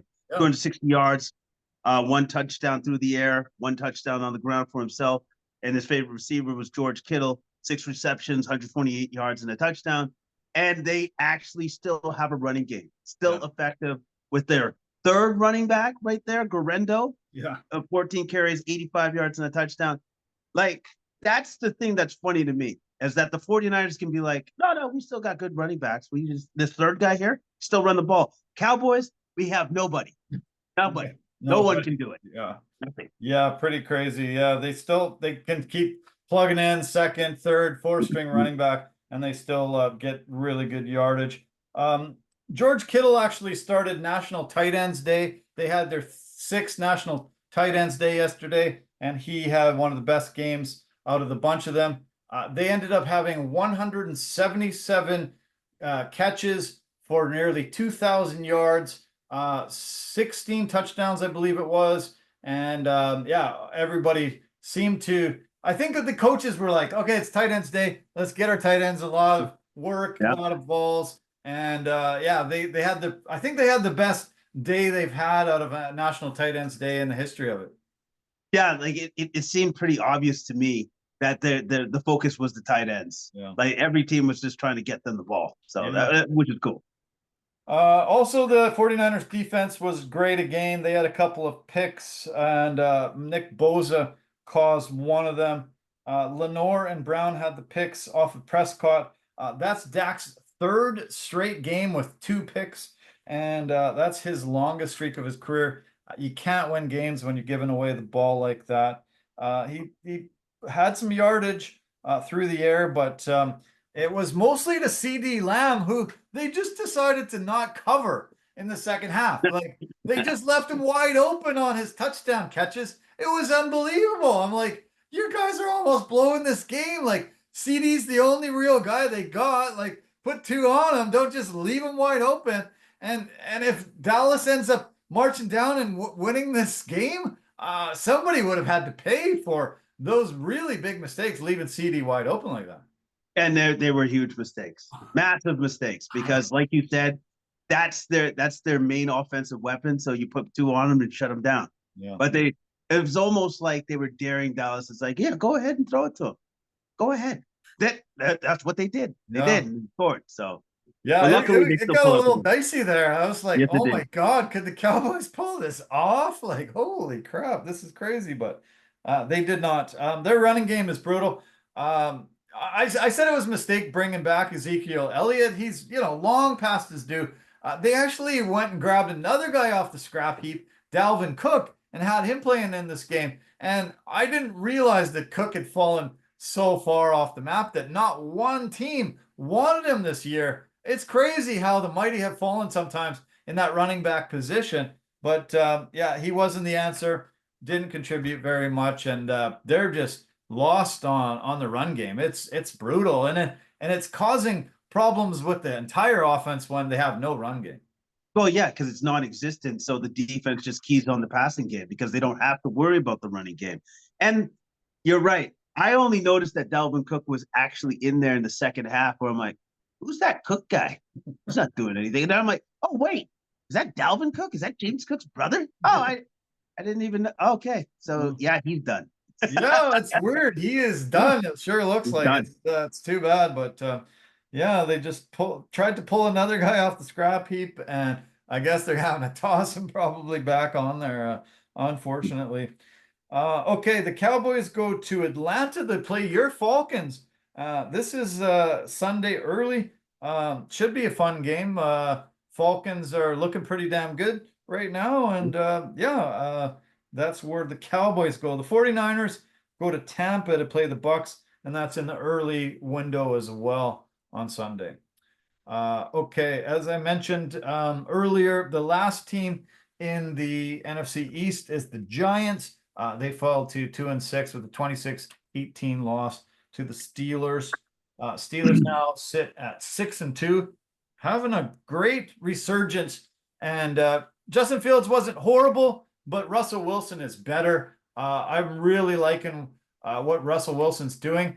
He's getting out of the pocket a lot and finding those receivers that he needs to. He's kind of turned back the clock, it looks like to me. And he just really seems to be that old Russell Wilson that we knew and loved when he was in Seattle.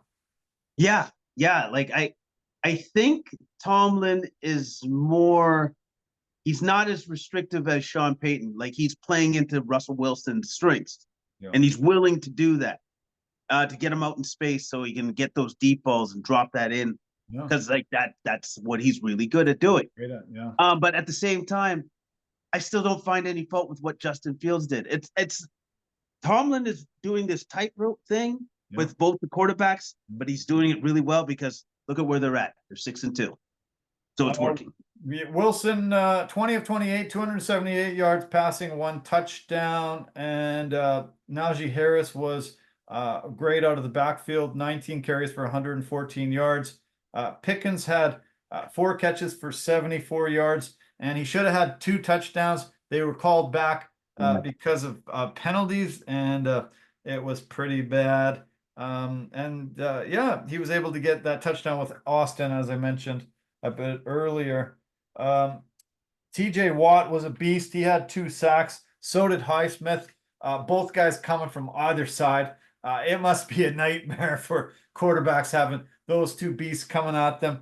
Both those guys were unreal. Every play they were pressuring Jones. I couldn't believe how often Jones was getting the ball away just milliseconds before he got hit. It was pretty impressive, but he was still taking brutal hits because he was just letting the ball go. It's just as it was out of his hand, boom, he was getting smoked.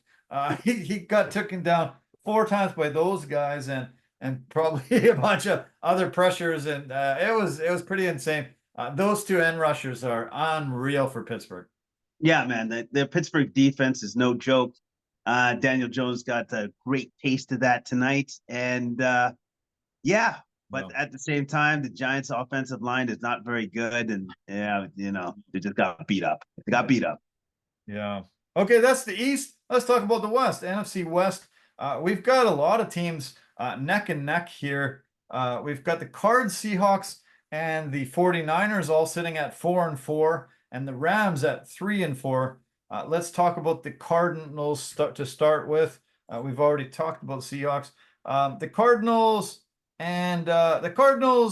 were able to pull out a 28-27 victory over the Dolphins.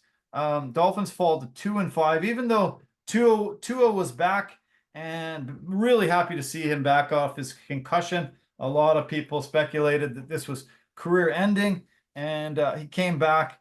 I thought he looked pretty damn great still, even though they did not get the win. Really happy to see Tua back, and this was a fun game, back and forth. Cardinals pulled it out with Kyler Murray. Yeah, no, it was a back and forth game. You know what it demonstrated to me?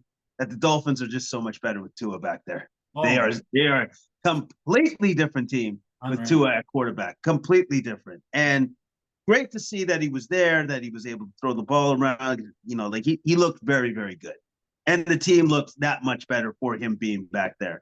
Oh yeah. But what was also impressive was that Kyler Murray came back and won that game. He's threw for 307 yards, 2 touchdowns. His favorite receivers were tight end McBride on tight ends day, 9 receptions for 124 yards, and Harrison Jr. with 6 receptions, 111 yards and a touchdown. Yeah, those are good weapons. Love Harrison. He's been such a great addition, and McBride, yeah, nice game for a tight end. James Conner is good out of the backfield, and yeah, this team is rolling now. Cardinals host the Bears Sunday, and the Dolphins head to Buffalo, play their division rival. Let's talk about Buffalo. This is a 31-10 victory over the Seahawks. The Bills had theirs 6-2 now. Seahawks fall to 4-4. Great games by Allen, Cook, and Shakir. Josh had nearly 300 yards passing, a couple of touchdowns. Cook had over 100 yards rushing with a couple touchdowns, and Shakir had over 100 yards with 9 catches. Coleman, another good game with another touchdown. And yeah, they were easily able to beat the Hawks by 3 touchdowns. Yeah, this game was really that close once the Bills got rolling. I loved Keon Coleman's touchdown catch, I should say. The one-handed grab. Yeah, that was a thing of beauty. Awesome. Like the way that Allen was able to sneak it in there with him catching it the way that he did. Yeah, so the Seahawks had it rough, and the Bills just beat up on them. Really did. I don't know why, but Seahawks running game is just brutal. They had Josh Allen Geno Smith was their top rusher with only 16 yards rushing himself. Everybody else had Dick. Walker, 9 carries for 12 yards. Charbonnet was 3 carries for 4 yards. He did score a touchdown on a little plunge, but I don't get it. I guess with no DK Metcalf, their offensive attack is hampered, but no rushing attack whatsoever. it definitely led to this loss. No, yeah, it was completely stymied by the Bills defense, and it was non-existent. Yeah. And they have to have a running attack if they're going to be competitive and they're going to win games like that. That can't be a thing going forward. No. Josh Allen, I think that was his first pick of the whole entire season. Had a really fantastic start to this year, and finally threw a pick, but they still had the win. As I mentioned earlier, the Bills host the Dolphins. That's early window Sunday, and the Seahawks host the division rival Rams. And speaking of the Rams, they were in the Thursday nighter against the Vikings. They were able to get a much-needed 30-20 victory over Minnesota. Rams are now 3-4. Vikings 5-2. This might now squash the rumors of big trades. Talking about Cooper Kupp getting traded, talking about Matthew Stafford getting traded, and supposedly the Vikings were trying to swing a deal to get Stafford, and they were hoping to win so that the Rams were out of it. Rams would end up trading him off so they could replace Sam Darnold and try to go for a Super Bowl. The plans were kind of blown, and the Rams ended up getting a much needed win. Here's the thing about the Rams, though. Okay, so Stafford, 279 yards, 4 touchdowns. But what happened to the Rams? Cooper Kupp and Puka Nacua came back. Nacua came back. Yeah. Now the Rams are a problem. Yeah. Now they're a real problem. Yeah. They're going to be a real issue for every team that they play because those two guys are back. Big time. And so, am I surprised that the Rams won this game? Not really. No. Not really, because now their team is completely different with those two guys in the lineup. I was really pissed off at the end of this game, and I was very frustrated with it. I think this needs to lend to a change in the rules. Minnesota had the ball. They were only down 8, and they were, they had plenty of time to march down and score a tying touchdown with a 2-point convert. And Sam Darnold fades back after getting the ball and got grabbed by the face mask, ripped and thrown down in the end zone, safety. And they said, oh, safety, ball is to the Rams, and game's over. And they said it's not reviewable. Why? I don't know how the referees didn't see it. Face mask penalty. And that's what ended the game. It was just absolutely ridiculous. And they've been saying this for the last couple seasons. Every scoring play is automatically reviewed by the master control. And we're going to, check, make sure it's good. Okay, it's good. Yeah, kick the convert or go for 2. And this was a scoring play, but they don't review that, and you can't challenge it.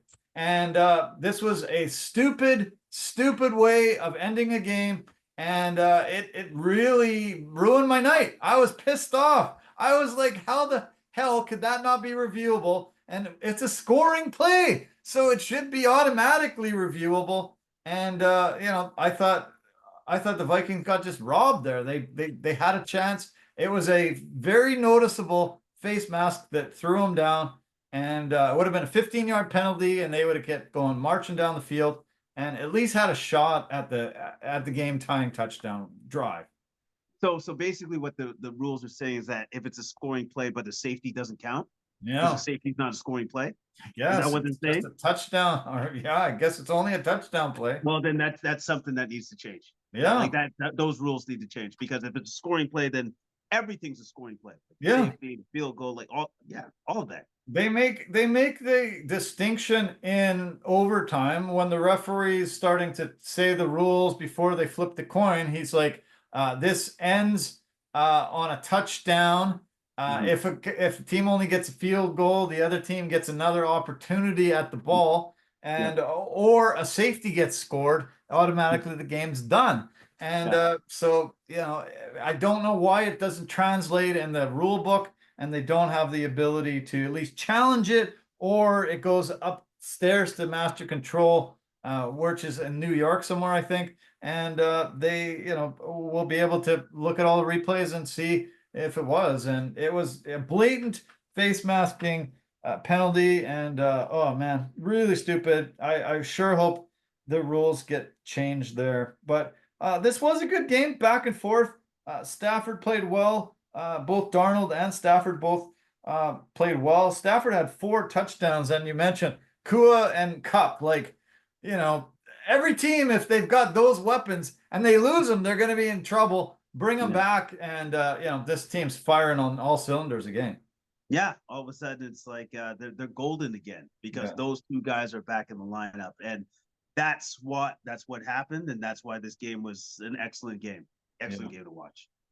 Okay, next week, or this coming week, Vikings host the Colts. That's the Sunday nighter, and the Rams go to Seattle, as I mentioned earlier.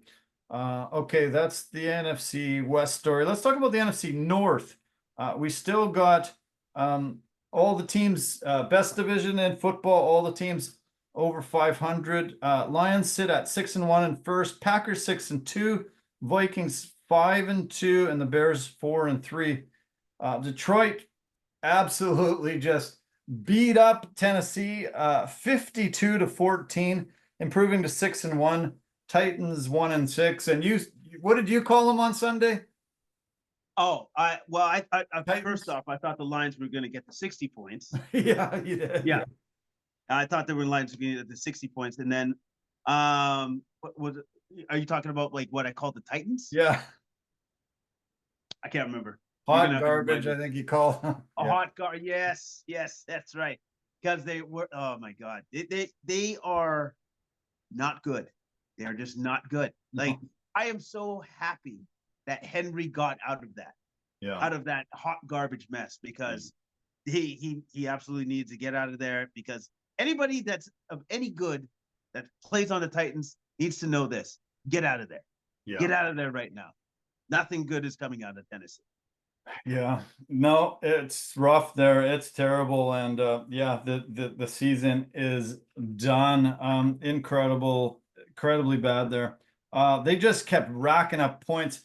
Goff, when you actually look at the numbers in this game, yardage and all the crazy things, you're like, if you didn't know what the score was, it would be hard to pick who's won this game, because Goff only had 85 yards passing, but 3 touchdowns, and he has as many touchdowns as he has incompletions, 12 of 15. It's insane that this team could rack up 52 points with only 85 yards through the air like that. This is an amazing game. Khalif Raymond was phenomenal in this game. He had 190 yards on 5 kick returns, one of them going for a touchdown. Khalil Dorsey had 1 kick return for 72 yards. So their special teams in Tennessee is absolute hot garbage as well. And everybody ate, especially the running game for Detroit. And they all got touchdowns. Everybody was like, hey, you want a touchdown? Hey, you want a touchdown? Let's everybody get a touchdown. Pretty crazy game. This was insane. Yeah, and I love the Montgomery, 1 rushing touchdown and 1 passing touchdown. Oh, yeah. And that was a beautiful pass to Laporta in the end zone. Like, it was nice. Amazing. Nice. Yeah. They had a lot of fun. And this is a juggernaut team. Look out. Lions are really rolling right now, and they're fun to watch. They head to Green Bay and play the Packers Sunday. That's in the late window. The Titans host the Patriots. I think I'll give that game a pass for sure. Hard pass. Hard pass. Okay, speaking of the Packers, they ended up pulling out a 30-27 win. This game was a lot closer than a lot of people thought, but Jordan Love ended up going down in this game with a severe groin injury. He had a pretty good game to begin with before, but still had to leave the game. Malik Willis had to come in and do mop-up duties. They had Josh Jacobs really go off. had 127 yards on the ground and 2 touchdowns. And Tyler Kraft had another great game with a touchdown. Xavier McKinney's back. He had 1 game with no picks. Now he's back, had another pick, and was very instrumental in getting this win.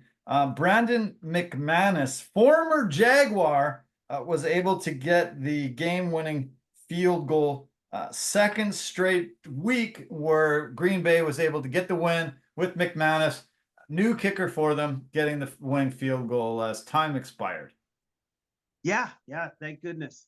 New kicker, new results, and the Green Bay Packers couldn't be happier.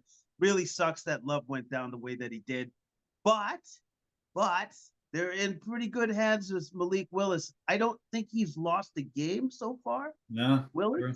Yeah. So they're doing all right. They got it figured out. Yeah, I think they're doing really good.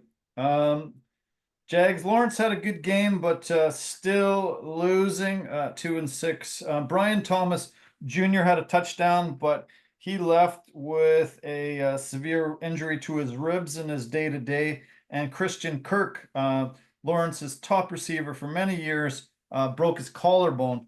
He's lost for the season. There was lots of speculation that lots of teams were trying to circle around their carcass and pick off some of their top guys, and Kirk was the name being bandied about the most, but nobody will be taking him now with that broken collarbone. Yeah, that which kind of sucks for Kirk. And the Jaguars are just they're kind of circling the drain right now. Yeah, they sure are. Yeah.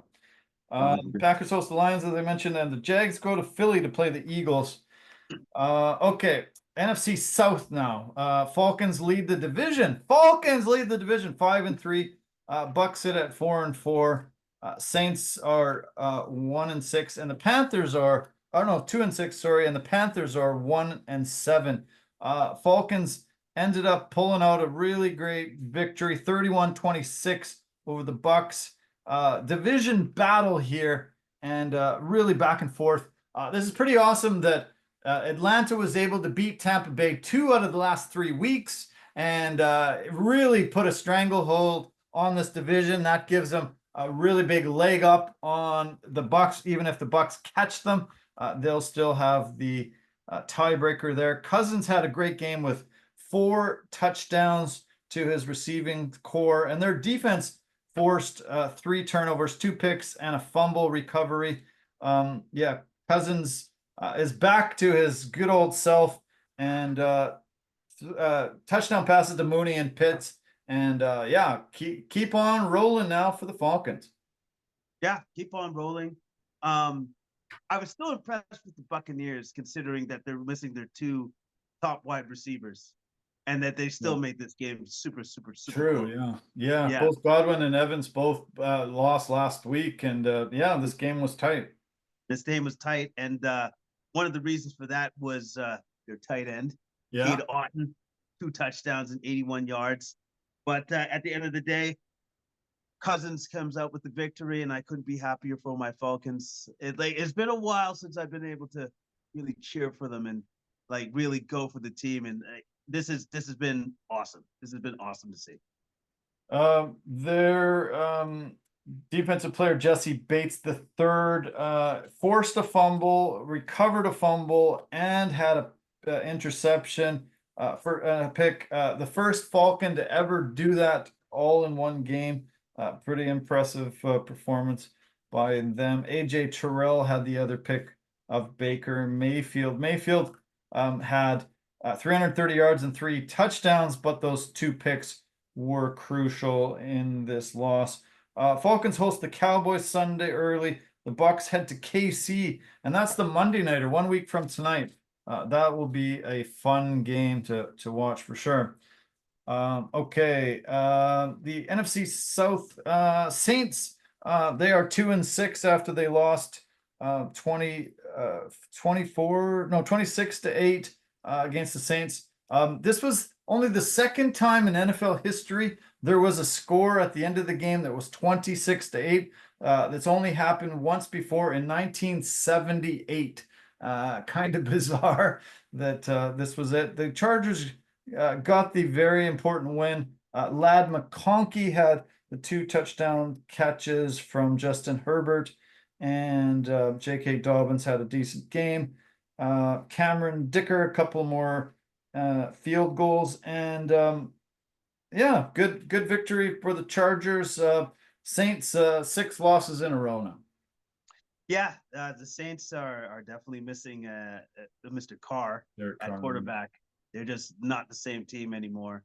And well, we knew that Jim Harbaugh would make big changes and that the Chargers would be going in the right direction, and they still are. Yeah, that's true. Yeah. I don't think the Saints have tried to have figured out who to use to replace Derek Carr. Rattler's probably not the guy. Right. He got benched again for Jake Herner, and Herner was decent, but still not doing great. Herner came back from skin cancer earlier this year, so a lot of people really pulling for him. Hope he's able to put that behind him 100% and have a good life ahead. I loved seeing Bozeman fight some of their defensive linemen after the one guy was gator rolling on Justin Herbert. You see, he was trying to grab him and twist his ankle and stuff, and the center came over, jumped on him, started punching him. He ended up getting into like 3 or 4 fights in the game trying to protect Herbert. It's really good to see the center got his back like that. Well, that's what you're supposed to do as an offensive lineman. That's a no-go. Yeah, you can't touch my quarterback like that.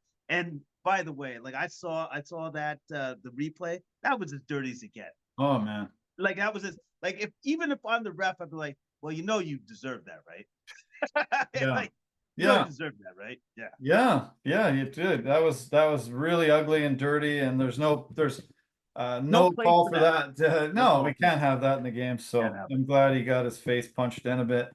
Yeah. Chargers go to Cleveland Sunday early. Saints go to the Panthers early.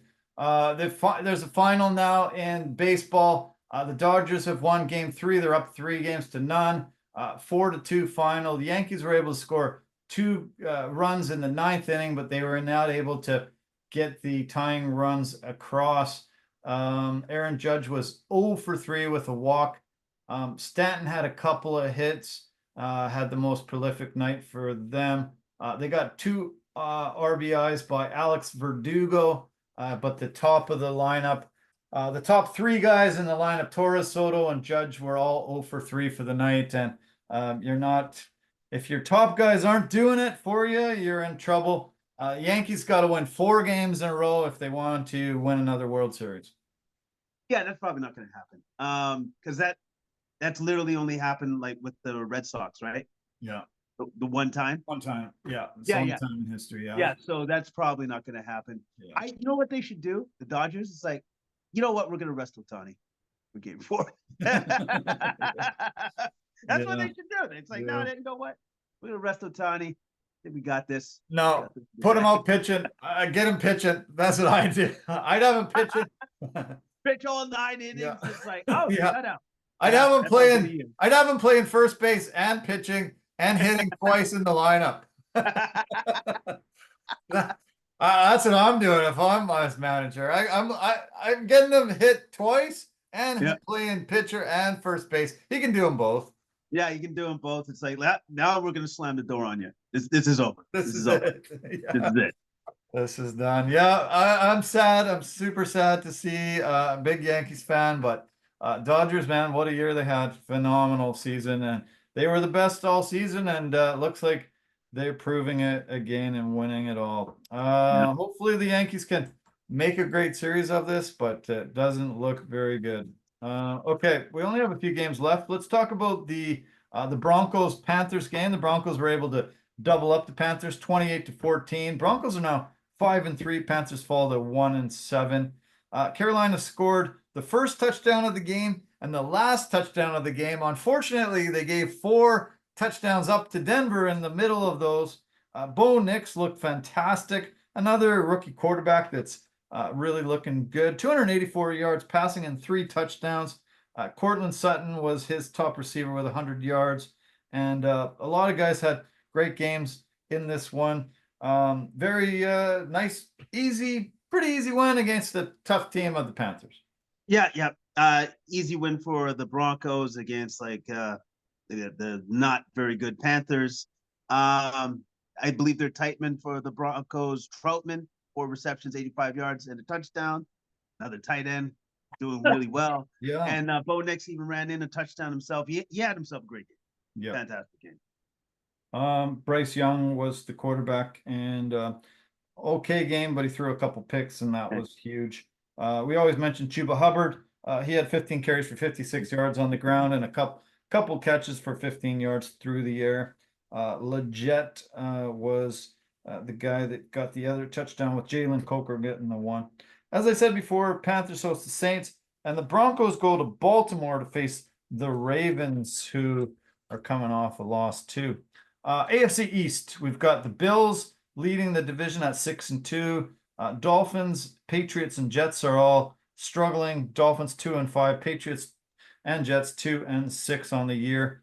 The Patriots were able to knock off the Jets, and holy cow, in New York, they are upset. They are really mad and super frustrated. This team has fallen off the map and looking horrible. 5 losses in a row, worse than the Zach Wilson Jets last year, which was catastrophic.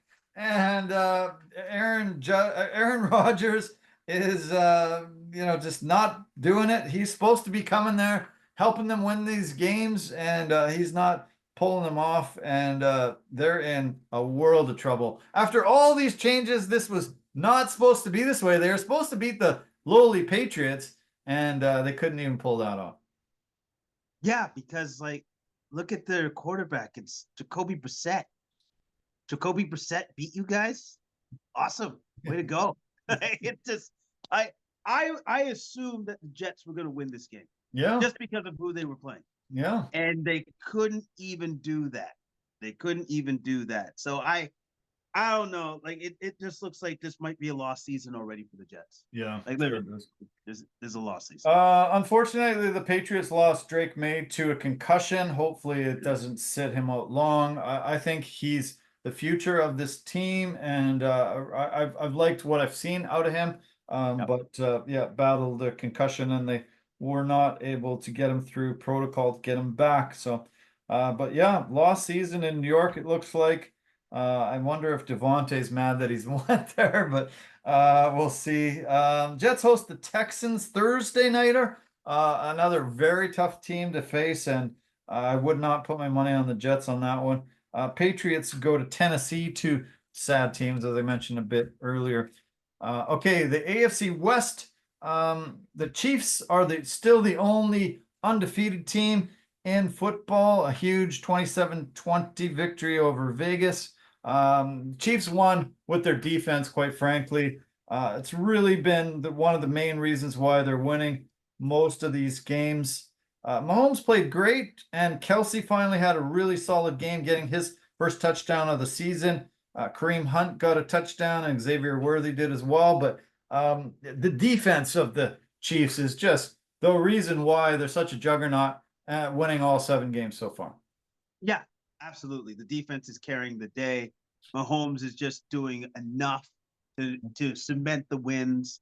And the fact that they have a patchwork receiving core and they're still doing this is absolutely amazing. And considering the fact that Travis Kelce just scored his first touchdown of the season in Game 7. Very wild, isn't it? Insane. Hopkins didn't do much. He only had the ball a couple times for less than 30 yards. They had sacks from 5 different guys, tons of pressure all over Gardner Minshew, who was in a lot of trouble throughout the game.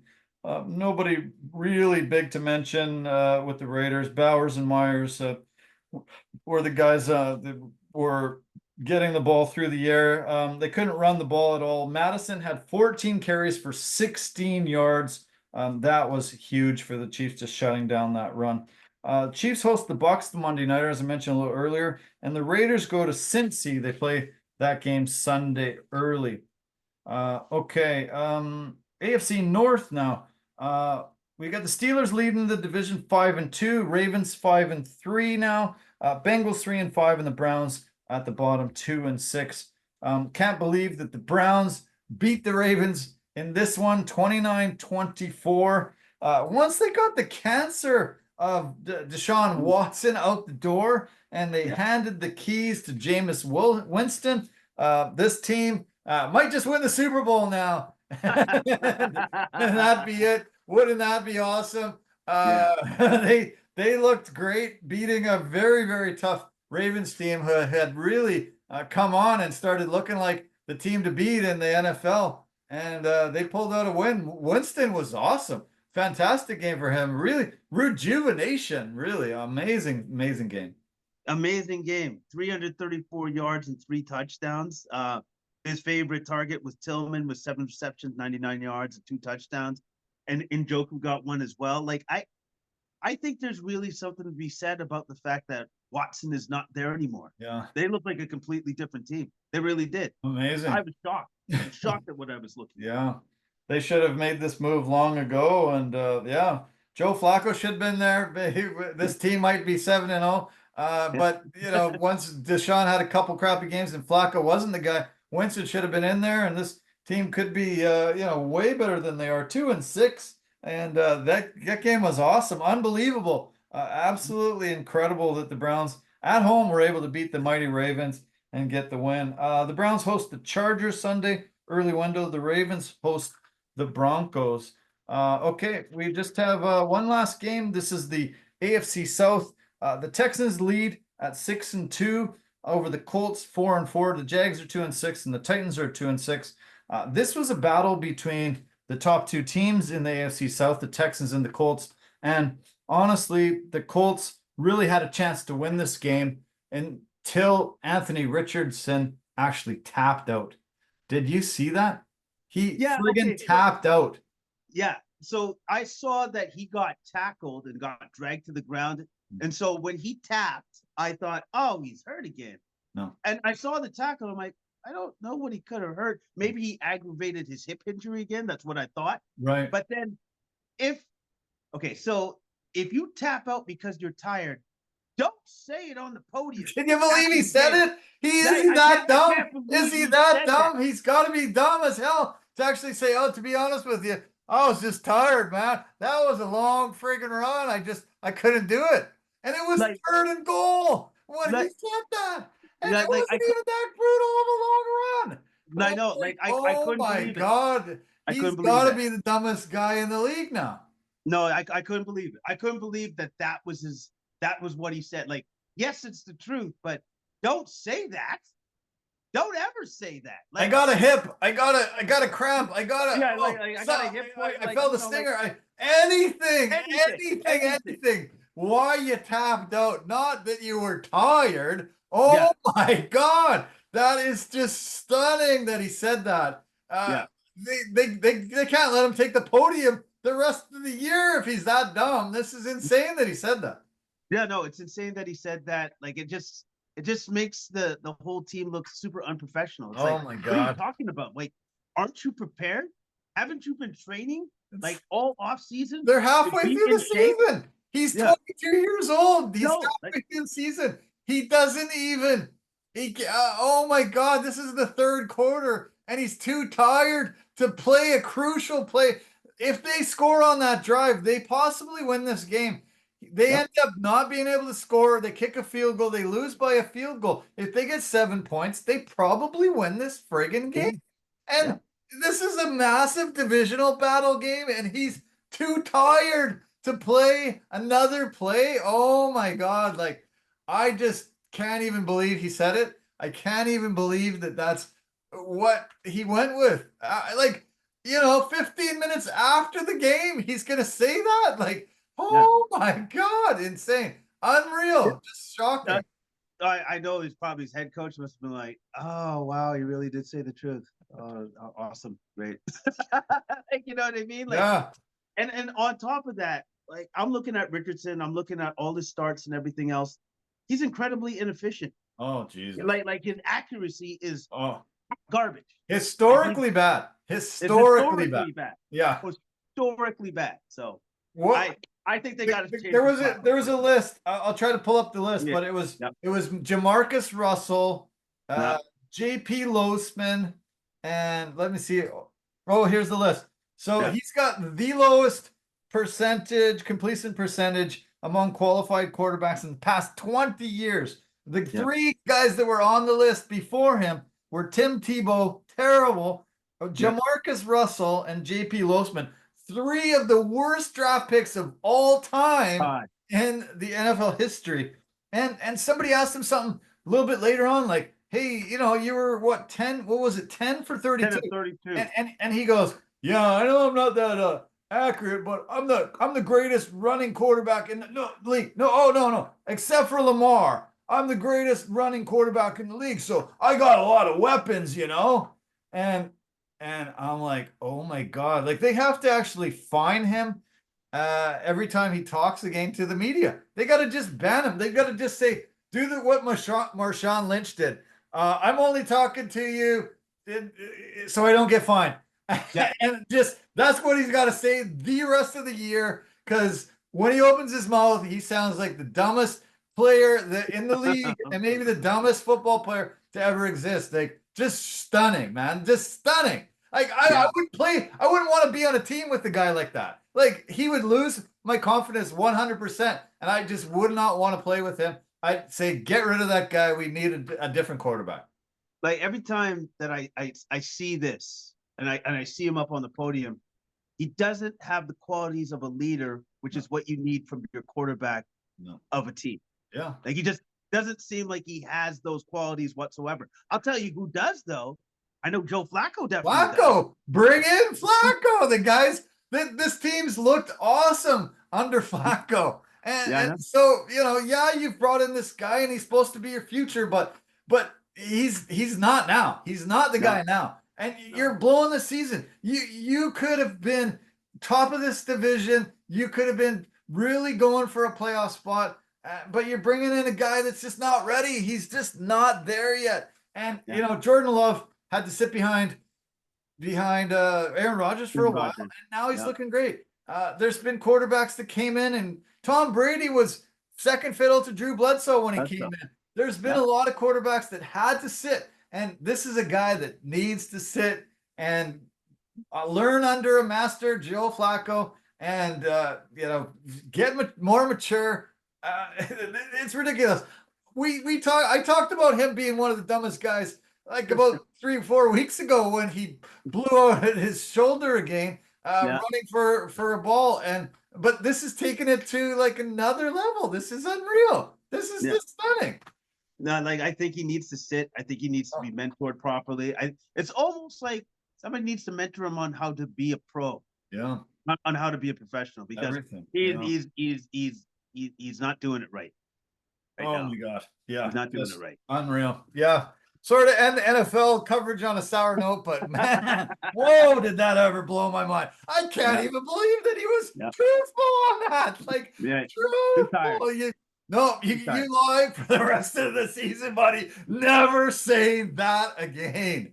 Yeah, exactly. I'm sure Steichen is just like, if there's one thing you can't say to the media, it's like, I was tired. Don't do that. Don't do that. Oh my God, it was just a shock. Okay, NFL story done. UFC 308, we had the card from Abu Dhabi. Fantastic, really good card. I was super excited about it.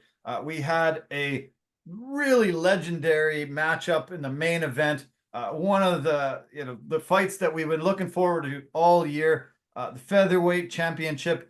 Ilia Topuria against Max Holloway. And Holloway coming in off the knockout of the year. Topuria coming in off of a really big win, getting the belt from Alex Volkanovski. And you thought, okay, Max is going to really test this guy. This is going to be a real test. After Volk, we're going to see if he's actually legit and, should be the guy going forward. And he proved he is. He was the first guy to ever knock out Max Holloway. A devastating shot that dropped Max and put him out. And he's legit, man. He's the man. It's going to be hard for anybody to beat him.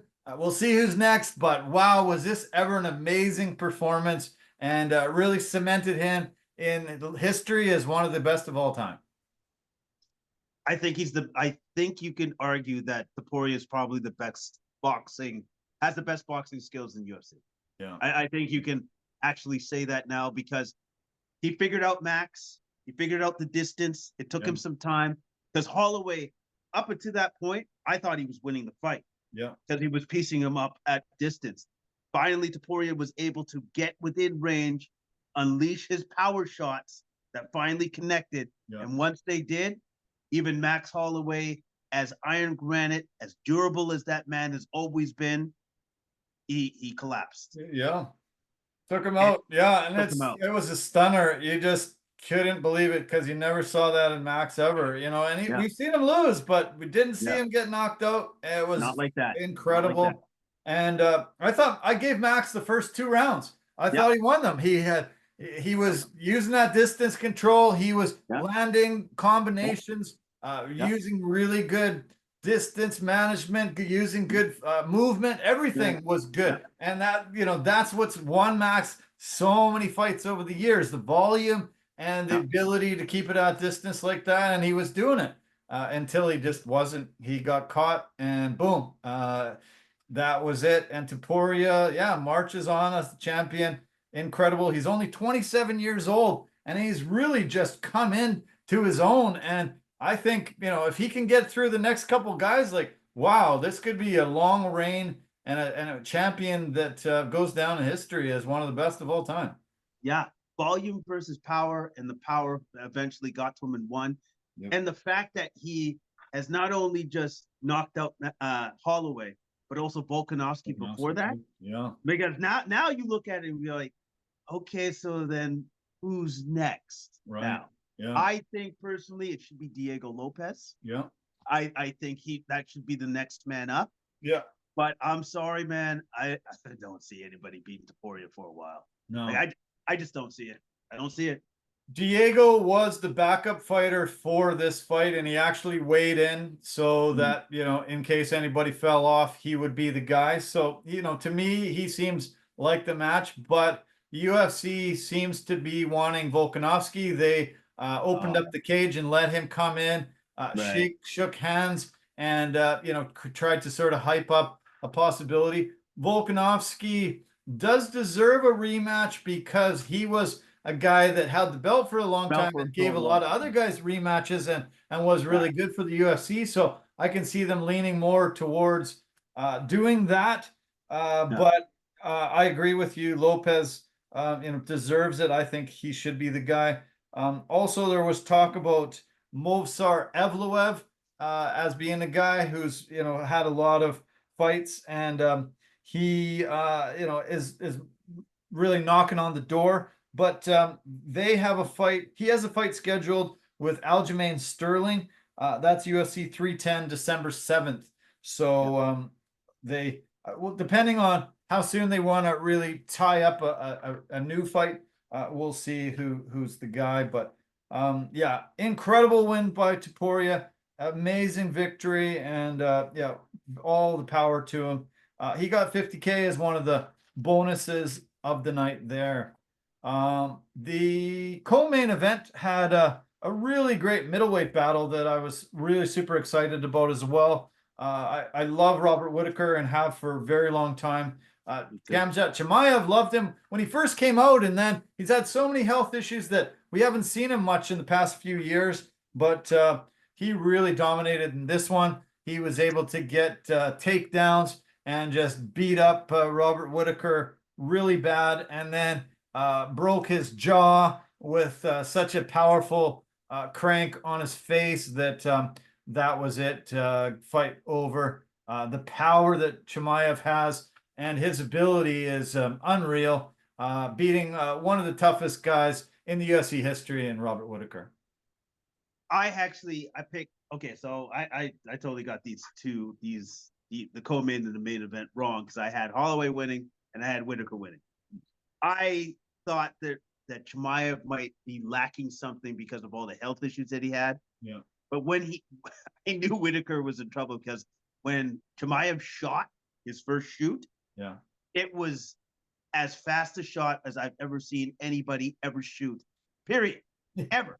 Like it was lightning quick. Damn. Like a goddamn, like a cobra strike. Like I'm like, I saw it and I had to rewind. Like I watched it. I saw it again. I go, that's as fast as anything I've ever seen in my freaking life.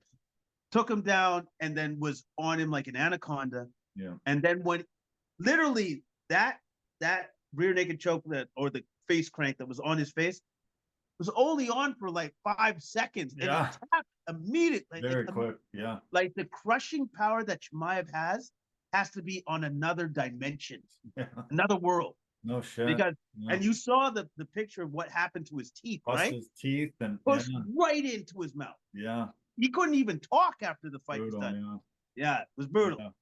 So I give no, usually guys don't tap to anything that's not a rear naked choke. If it's on the face at all, if you get your chin in there, you don't tap. But that was one of the quickest taps, and then you could see him right away grab onto his face, and then to see those images and the things that Daniel Cormier talked about after. Oh man, I felt sorry for him, and the power in that crushing power in that chokehold was unreal. Kamzat got 50K for that as well, for one of the bonuses. And he called out a lot of the top guys. He came in ranked quite a bit lower. He came in ranked 13th in the division. So he started calling out the champ and all that kind of stuff. But UFC's likely not going to do that. But who do you think would be someone that he could face next? Somebody in the top 5. Yeah. Because he just took out the number 3 guy. You know what I mean? Like right. he just took out the number 3 guy. So I don't know where his ranking will be. Since he took out Whitaker, does he actually just take over number 3? I don't like. I can't see it though. I mean, that's kind of dumb for the rankings people. We talked about them. They are dumb, and you know they might just flip him into that. But to me, no, you don't do that. You don't jump from 13 to 3 if you beat number 3. I don't think. I'm looking at the rankings from him at 13 all the way to 5, and I'll list off the names. Anthony Fluffy Fernandez, Jack Hermanson, Paulo Costa, Roman Delice, Brendan Allen, Jaron Cannonier, Marvin Vittori, and Caio Borjaio. That's all the way 12 all the way to 5. Okay, because I could see Cannonier, or Borjaio, or Vittori. I would go with any of those 3. Any of those 3. That's where I would go. If I was in charge of rankings, there's no way he's immediately going to 3 and because it's just getting a title shot. That just seems ridiculous. He's not ready. Too much of a jump. No, that's too much. Okay, let's talk about Magomed Ankalaev against Alexander the Rocket Rakic.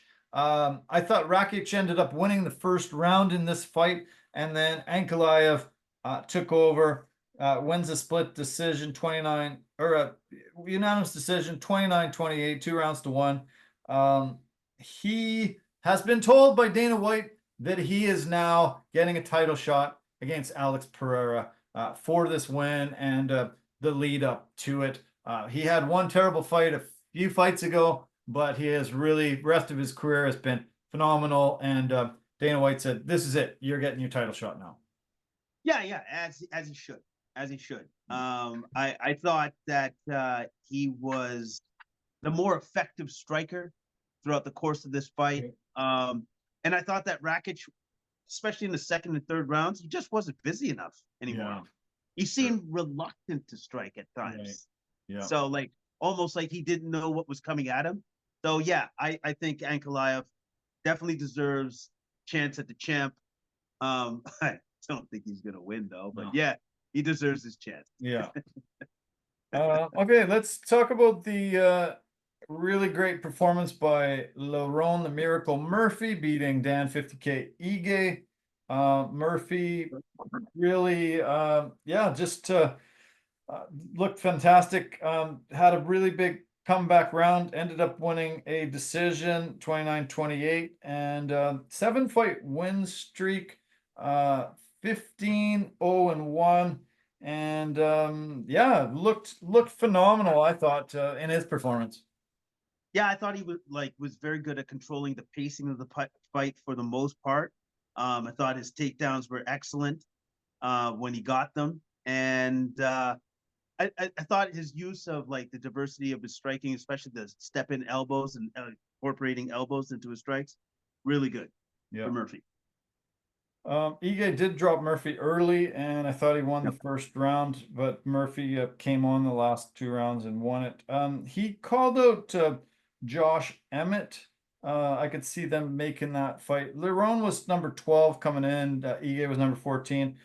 Emmett is number 8 in the division. The other guys are number 11 is Giga Chikadze. 10 is Calvin Cater. Number 9 is Aljamain Sterling. Number 7 is Arnold Allen, and number 6 is Brian Ortega. I like that Josh Emmett call out. If Emmett's not already committed to something, makes sense to me. It made a lot of sense to me. I thought it was an excellent call out. Excellent call. Also in the middleweight division, like we were talking about with Whitaker and Chimaev, we had Shara Bullet Magomedov, and he went to 15-0. One of the coolest knockouts you're ever gonna see. Pretty wild that video you sent me of him practicing the double back fist, the one, and then the second one to get the KO. Practice makes perfect, as they say, and that was perfection. And Dana White said, sure, let's call that the Bullet from now on. That's his move, patented, and it's done. And pretty wild. I hadn't seen anybody do that successfully ever before, and he got a really, really nice KO win out of it. It was beautiful. It was a thing of beauty. When I first saw that, I freaked out. I was just like, oh my God. Like, it was awesome. It was awesome. Like, with the mere fact that he actually thought of that was like, oh, okay, so he got that one. I'll just go on the other side and get him on this side. Yeah. And it was a great fight, first off, between these two guys. Yes. They were kicking the living heck out of each other's legs, out of their lead legs. It was a great kickboxing fight. Yeah. Fantastic technique, all of that stuff from both of these men. And Magomedov just came up with like a superior move at the end of the day. That Petrosian definitely did not see that coming. No. He could not have been prepared. Not ready for it at all. No, you're never ready for a second one coming from the other way. You get away from the first one and you think, okay, good, I've got this, and then bam. But yeah, Petrosian, super tough. Both of these guys were awesome. This was definitely one of my favorite fights of the night. It was back and forth and awesome to watch. I think one of the problems with Magomedov is he only has one eye, and I guess a lot of athletic commissions in the U.S. will not sanction him to fight. We saw one of the guys have his eye shut during this card, and they almost called the fight because he couldn't see out of the one eye. They will not let in Vegas. They will not let him fight in New York. They won't let him fight in a lot of the big bodies in the U.S. So he's on cards like Abu Dhabi and places like that because he can get proper sanctioning to fight. So we'll see how that limits his career, and possibly he doesn't beat the top of the top because of that as well. Because you're fighting a guy with one eye. How's he going to ever see this hook coming around all the time, or a kick to that side of his face? So I think trainers will be able to beat him eventually. He's super tough and amazing, but I would probably bet on him never being the champion. Here's the thing, though. If you hadn't have told me that, I never would have known. Because, was it incredibly obvious as he fought Petrosian, who's an excellent kickboxer, true, that he couldn't see strikes coming from one side of his body? Was that ever apparent in that fight? I don't know if you could say apparent in that fight. I've always known that he's blind in the one eye, but I didn't know that. Oh, you didn't? No. Oh, yeah, no, for sure. He's definitely 100% blind in the one eye. I'm looking at that fight, and I'm just like, I'm sorry, I couldn't tell. No. Couldn't tell. Well, take a look at a picture of him. Look at his eyes. You can see the one eye is just gone. It's just cloudy and it's just milky and done. Gone. Yeah, I don't know if he's born that way or it's just been that way for forever since he's fought. But yeah, so that's tough. He did get 50K for that win, and looks really good doing so. I just think there's probably a bit of a limit to his full scale career. I did mention a lot of those fighters. About Kamzat next fight. Who would you like share a bullet to fight? Michel Pereira, Anthony Hernandez, Jack Hermanson, Paulo Costa. Those are the guys kind of in that top, starting to get ranked finally. I think an interesting matchup would be Paulo Costa. Yeah. I like that. I like that. Yeah, that would be good. Yeah, that's a good follow. Okay, another amazing performance. 50K goes to Ibo, the last Ottoman Aslan. Gets his 14th win out of 15 fights. The Turkish fighter. Absolute assault. He landed that kind of crazy little baby hook to the temple. Saw that it sort of rolled the guy's eyes back. Rafael, the Lion, Cercario making his UFC debut. Super tough guy. And then he just went at him. And I rewound it and I counted 34 unanswered strikes in a row before Mark Goddard finally saved him and stopped the fight. But he just went and just started hitting him in the body as well as up through the head and just beat the living crap out of the guy. This is one super tough guy, and that was one of the craziest assaults I've seen in a while. I think he knocked him out twice and then woke him up with another strike immediately after. He went limp. He might have been 2 or 3 times KO'd in that one. Oh, I'm here. He literally knocked the guy out 3 times, and I think that's when Goddard goes, I'm not going to let him get knocked out of 4th. I'm just going to stop. That's it. Got to save this guy. Yeah. I thought maybe he got a couple of shots off to try to fend him off, but 34 unanswered shots before finally Goddard said no. And that was 51 seconds into the first round.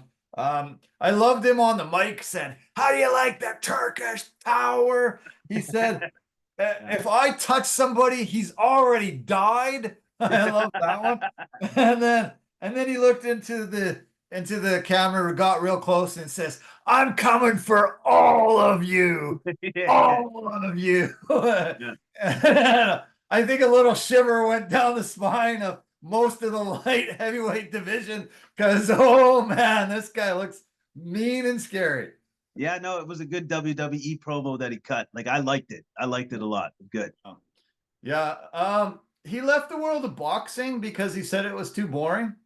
And and I loved it because I recently have been saying that boxing, to fight at an elite level as a boxer, is really tough. There's only a handful of guys in the world at every weight class that are, like upper level amazing class, and it's so hard to be there. MMA, there's so many more opportunities to be great and to have opportunities and to go in and win in so many different kinds of fashions. And that's one of the reasons why MMA has surpassed the popularity in boxing in North America. And I think just seeing guys come from all over the world that are really getting elite at MMA now, it's just showing that it's more exciting than boxing is at that level, at that top level. I think boxing just takes too long and too hard to be elite. MMA, there can be way more guys there. And also too, there's too much politics in boxing. Yeah. Let's be honest. There's so many politics, and then there's beef between promoters and stuff. That's why you don't see the best of the best fight each other sometimes. And thank goodness for the guys from Dubai coming in to the boxing realm and putting in their money to say, Saudi no, Arabia. you can't have this argument over money because we're Yeah. going to pay you both. Yeah. No fight. Yeah, I love it.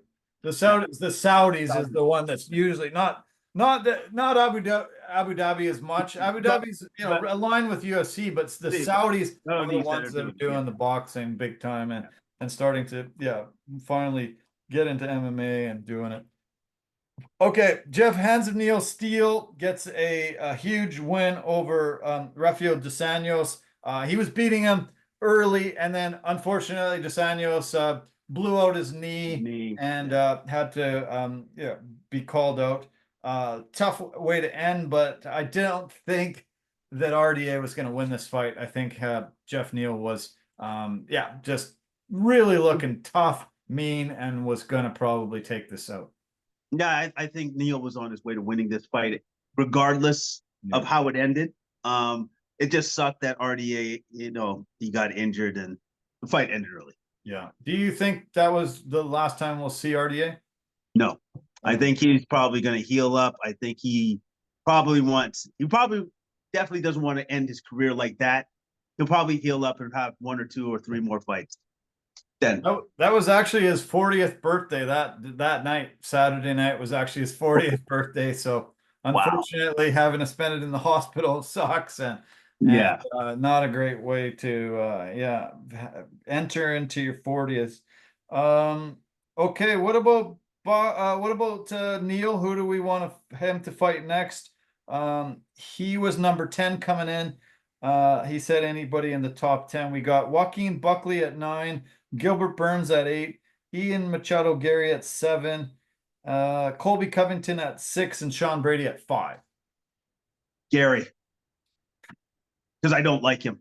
Yeah. So Gary. Be nice to see him beat up Gary, wouldn't it? Yeah. Gary. Okay, the fight between Mateusz Rebecki and Miktebek Orolbai end up being the fight of the night. Both got 50K bonuses for this. Man, this was a great fight. Oh my God, both guys after this fight looked incredibly beat up, bad. Orolbai, that swelling around his eye was insane. And then the cuts and the bruises on Rebecki's face, and he was just, oh my God, I got nothing left. He was gassed as hell at the end of this fight. Man, these two guys were incredible warriors and deserved that extra bonus for what they went through. Absolutely. Orolbai, I think Rebecki is just like, what do I got to do to take this guy out? Are you kidding me? He just kept coming at him. It just didn't matter. The fact that it's like, oh yeah, I don't need that eye anyways. I got another eye, and I can hunt you down with it. And he hit him on that eye lots of times, swelling more and more, and it just didn't matter. He just kept pressing forward. And then when you thought the fight was over, where finally Rebecki is taking him out, no, he survived it and came back. Yeah. It's like just rising from the dead. And, he was like the Undertaker, kept coming back, just kept popping up. Yeah. And I think Rebecki must have been and then in the 3rd round, he literally had to survive that. Yeah. To win the fight. He's just gotta hang on. I literally gotta hang on now. It was an excellent fight. Excellent fight. Rebecki finally won that fight. I think, maybe he did more damage. Yeah.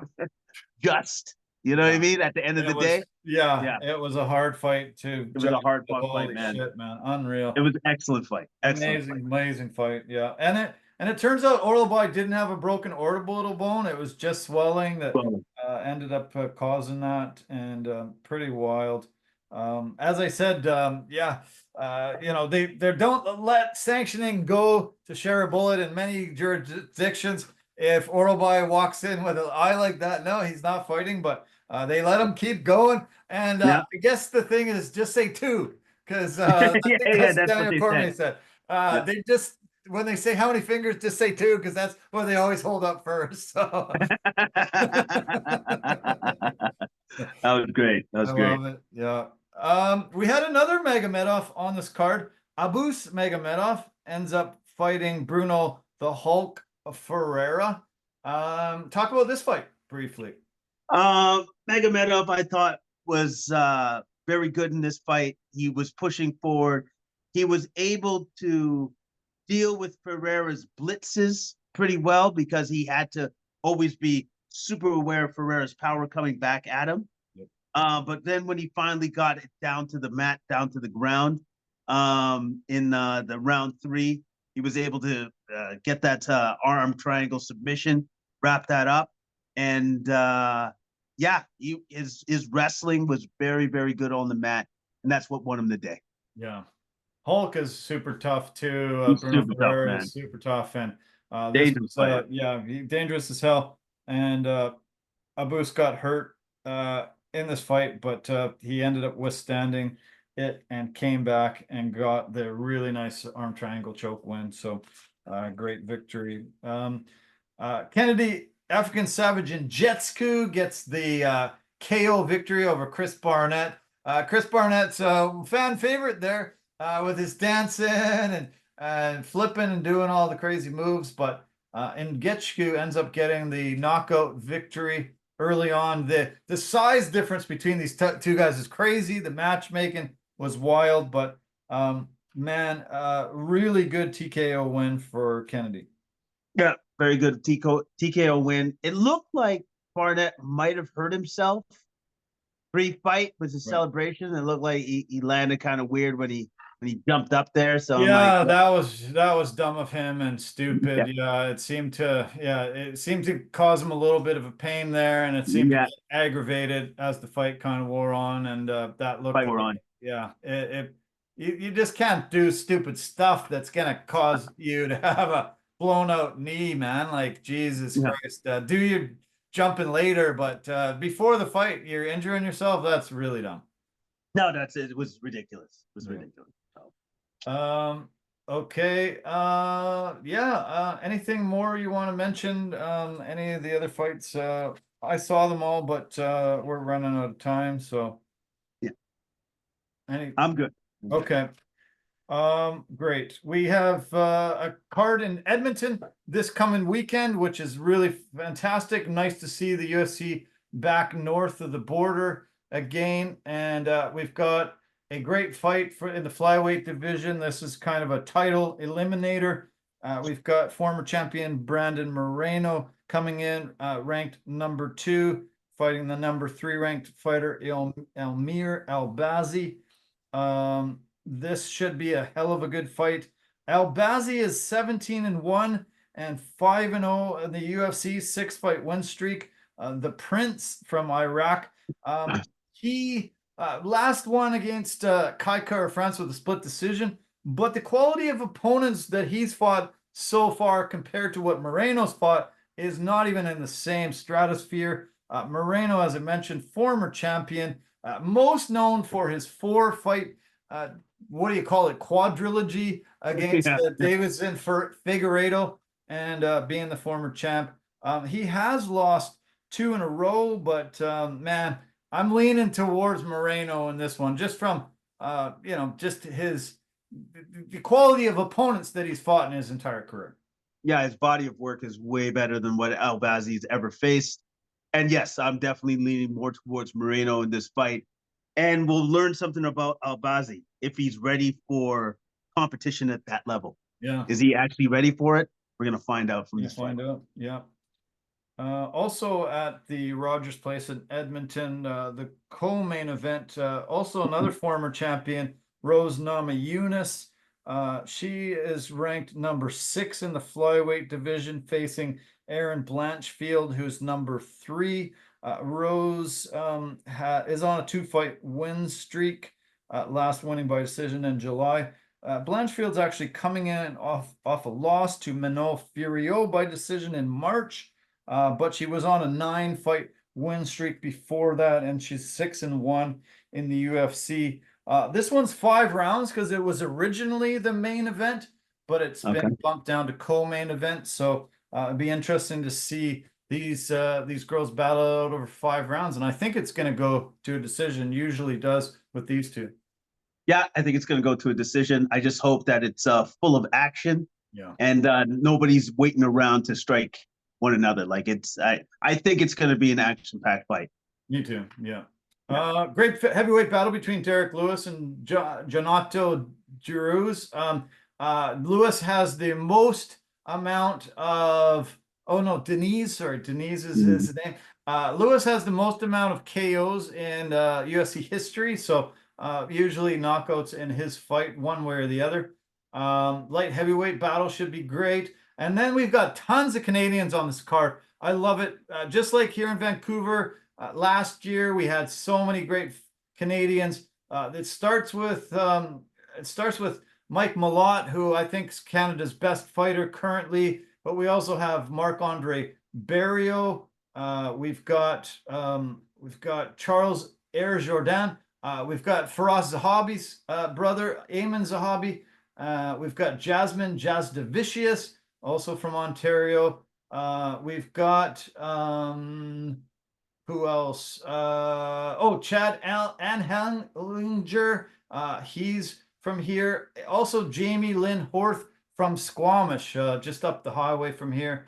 And so tons and tons of Canadians on the card, which is always really fantastic. It's always good. Glad to see the Canadian content representing as well as it is, and for this particular UFC fight night. But I think the fight that I'm looking forward to the most on this card, I might be Derek Lewis and Denise. Yeah. I want to see Derek Lewis do his classic knockout and then say something ridiculous after. He's amazing. So. He's amazing when he grabs the mic, for sure. Yeah. And takes off his shorts. My balls are hot. And yeah, he's great. So yeah, can't wait. Awesome 308 card, but always nice to see the Octagon come north of the border and all these Canadians get an opportunity. I think maybe the Chad Anhelinger, he's the Alberta guy, so I think he's the only hometown Alberta guy on the card, but all the rest of the Canadians will be I'm sure widely cheered and loved. No, for sure. Okay, man. Well, you got to get to bed soon, so thanks for doing this. Appreciate it a ton. It was a lot of fun as always, and keep in touch. Have a great week ahead. All right, and you too as well, and have yourself a great rest of the night. Okay, man. Cheers. Thanks so much. Okay. All right. Well, we're about to sign off, people. Thanks so much for tuning in as always. Appreciate it a ton. We love what we do here, and I'm glad you love it too. Thanks for staying to the end. As we said off the top, this is the sports Equinox. So one of the only nights on the calendar where all four North American sports have a game, and tons to cover, but it was fun. I hope you enjoyed it too. Thanks to our partners and sponsors, and thanks to all our great supporters like you. Appreciate you a ton. Take care of yourself. Love you lots. Bye for now.